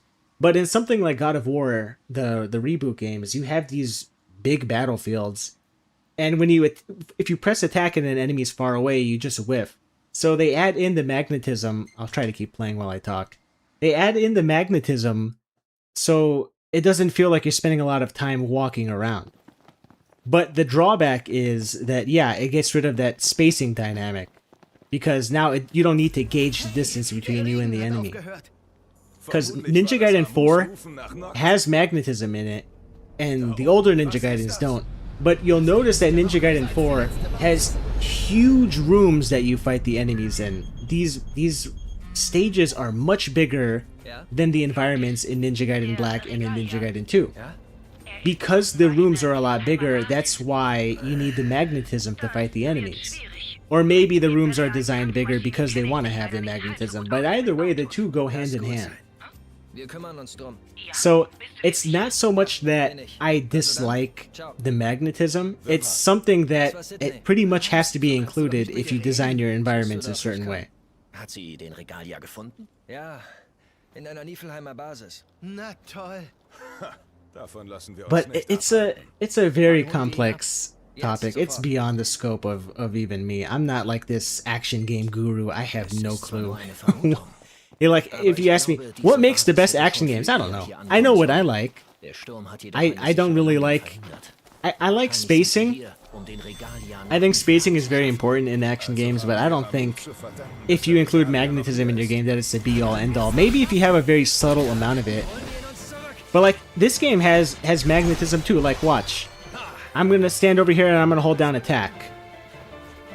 Noctis is running. I'm not moving at all. Noctis is running towards the enemy. Here, I'll run over here. I'll run behind this rock. If I hold B, I'm not gonna move the stick. He naturally moves towards the enemy. So in this case, that's not really magnetism, that's just like auto-tracking. Is that really necessary? Like, why even have... I can move around right now, but why should I even bother moving towards the enemy? I'm not going to move the stick, I'm just going to hold B. He's just running towards him on his own. So the movement is pointless during combat. So, it's one of those things where it's like, you don't even need it in this context. Das war nicht leicht. That's the problem with these games that have like this auto-tracking and auto-targeting, is you start to realize that so many of these systems... I'm gonna rest here at this camp. You start to realize that so much of these systems that you interact with are just set dressing. The movement in this combat is irrelevant because if you hold B, you naturally gravitate towards enemies, and if you parry enemies, it doesn't matter if you're close to them. You don't need to consider spacing at all, because you just parry the enemies if they start to get too close and attack you.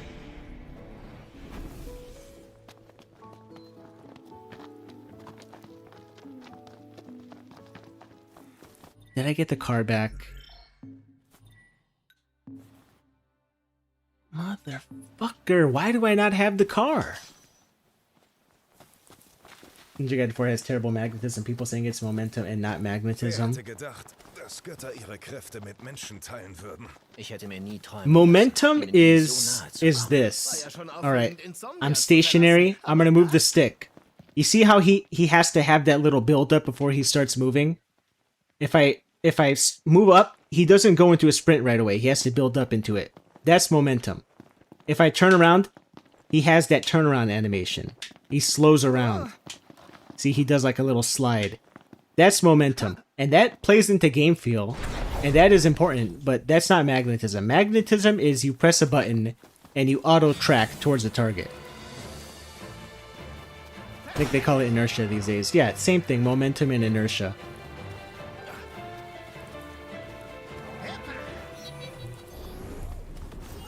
Which, I'm not a fan of inertia either, mind you.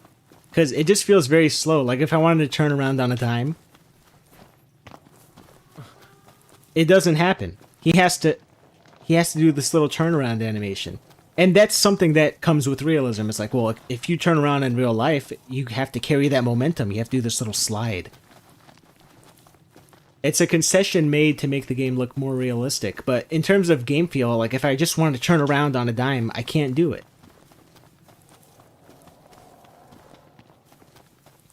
I saw Electric Underground's Ninja Gaiden 4 review and people were attacking him in the comment section. I started to watch a few of his videos in the past few months because people have been bringing him up a lot in my comment section. He talks a lot about arcade design in games that are not arcade games, which I find fascinating. if you really like arcade games and you try to look for that experience in other games, I think you're gonna really start to resent games that you really have no business playing. Like, I don't know why you would play, for example, Resident Evil 9 and expect like action game philosophy in something that is half survival horror.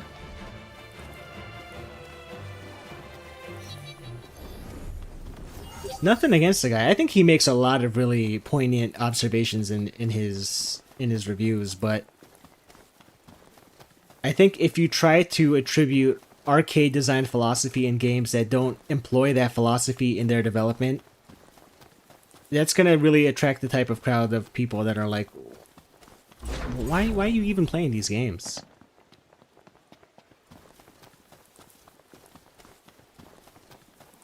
Which, fair enough, sometimes I play games that I really shouldn't be playing. People have told me, if you don't like it, don't play it. And you know what? I'm starting to really feel that these days too, where if something doesn't interest me, I'm just not gonna play it. That's why I skipped Metroid Prime 4. Like, I could play that game and it could make for a funny video and I could dogpile on it like everyone else, but it just isn't doing the types of things that I want out of a Metroid game, which is why I skipped it.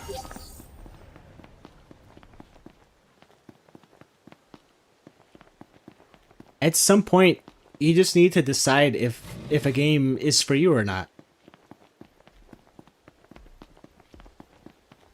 I try to review games that at least interest me a little bit. Like, if I review a game, it's only because I had some sort of initial attraction to it to start with. I don't go out playing a game like, I'm going to hate this game, but I'm going to review it. That's not what I try to do at all. If I review something, there has to be that initial lure, that promise of entertainment. There had to be something that caught my eye. Like when I reviewed Kingsfield 4, I didn't want to hate the game. Like, I wanted to see what made people appreciate it so much, and I could see that there was potential for this to be good. And of course, it wasn't until I played it where I was like, this is excruciating. It's so slow. Why is the animation for swinging your sword take 3 business days? Take a drink every time we hear fair enough. I try to be balanced in my discussions. I don't think, and I try to be, I don't want anyone to think that their opinion is bad. I tried to have a balanced take on things. Like, I'll say something that I hate or sucks, but if someone else likes it, I don't think that they're wrong for liking it. I'm not out to be aggressive. I don't want to be a douchebag where I'm like, oh, I hate Metroid Prime 4, and someone comes in my chat and says, why I like Metroid Prime 4? I'm not going to go, man, fuck you. That would be funny, but it'd be very mean-spirited. I don't think you're a bad person for liking whatever it is that you like. Now, I like some garbage, too. I like some shitty games. Kingsfield stream? No. No, thank you. I played a little bit of Kingsfield 3. That game runs at, like, on a good day, Kingsfield 3 runs at 8 frames per second. 8. 8 frames per second. It is so bad. How did that series get a fan base?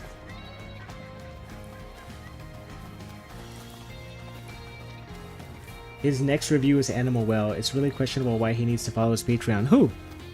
Who's reviewing Animal Well?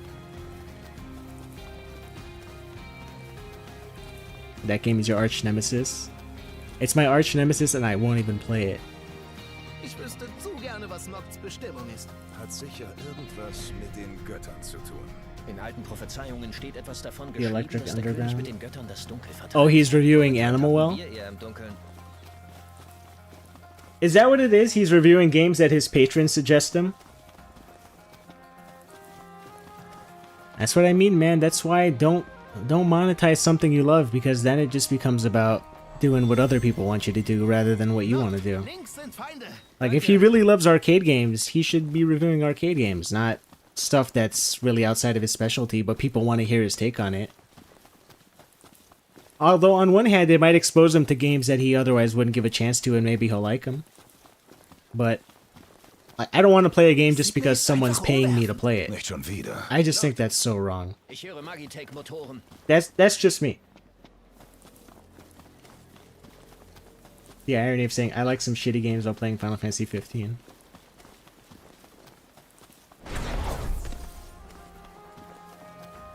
Yep. Story of my life. Just playing shitty games nonstop. I only play shitty games for YouTube videos. I don't play shitty games when I'm not making YouTube videos. I really don't. I only play games that I enjoy. Like if I play a game and I in 5 minutes I can tell if it's shitty, I stop playing it. I don't force myself to keep playing it. It's only because I'm trying to make a YouTube video that I suffer through this.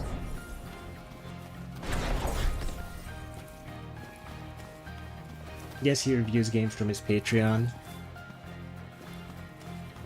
You'd think if he's known as the action game or arcade game guy, that his patrons would be suggesting him action games or arcade games, not Animal Well. Every time I hear you mention a game you like, I always buy it on Steam. Suspicious. Ich frage mich, warum nur Oma bei uns aufkreuzt. Wo Prina wohl ist? Keine Ahnung. Vermutlich ist sie bei ihrer Besitzerin. Hoffentlich geht es ihr gut. Eine richtige Festung. Wie kann sie mit diesen soliden Mauern überhaupt fliegen? Unglaublich. Die Mauern sind Überbleibsel eines früheren Krieges. Man, the nerve of them to take away my car for what feels like 2 hours. Wir brauchen einen Plan.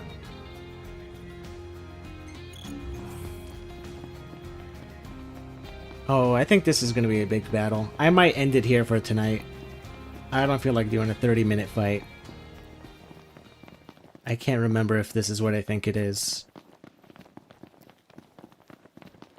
It's clear he doesn't have an interest on a lot of games he reviews, hence why I think the Electric Underground should review more arcade games. Yeah, that's why I try to stick with what I like. You don't see me reviewing like fighting games because I don't play fighting games.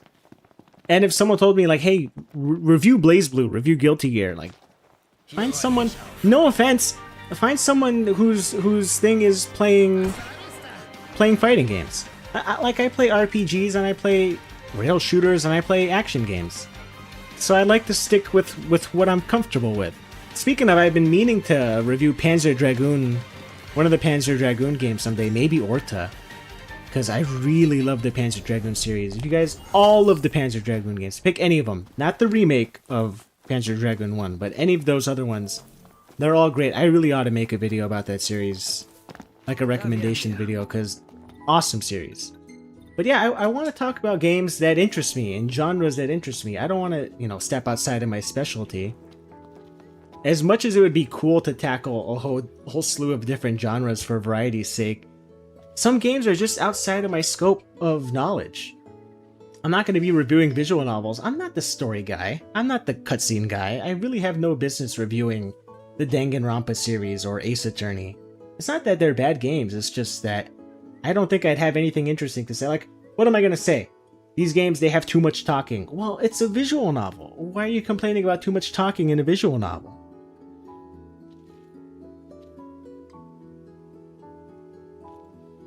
Review every game that exists. That's the ultimate dream for every YouTube reviewer that talks about games, is to cover every single game ever made. That way, anytime someone asks me, like, what are your thoughts on Kingdom Hearts 3? Boom. I've got a video on Kingdom Hearts 3. What are your thoughts on Silksong? Boom, here's my Silksong video. That would be awesome if I could just point to a video. What are your thoughts on this game? Boom. I've got a 30-minute review where I talk about it.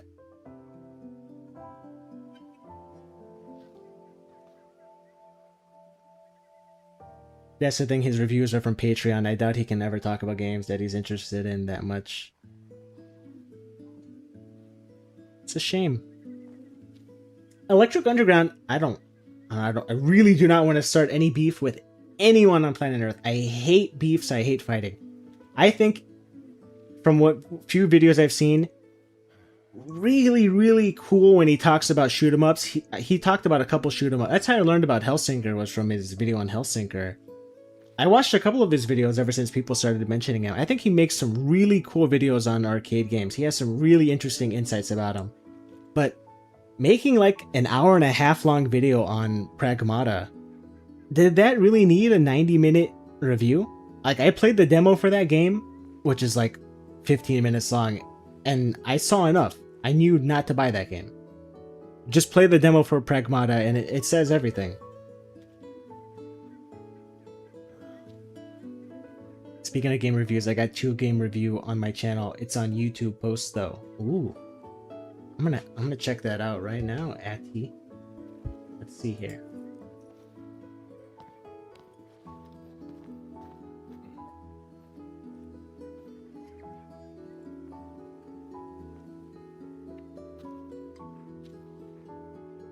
I only pay attention to chat on Pragmata review.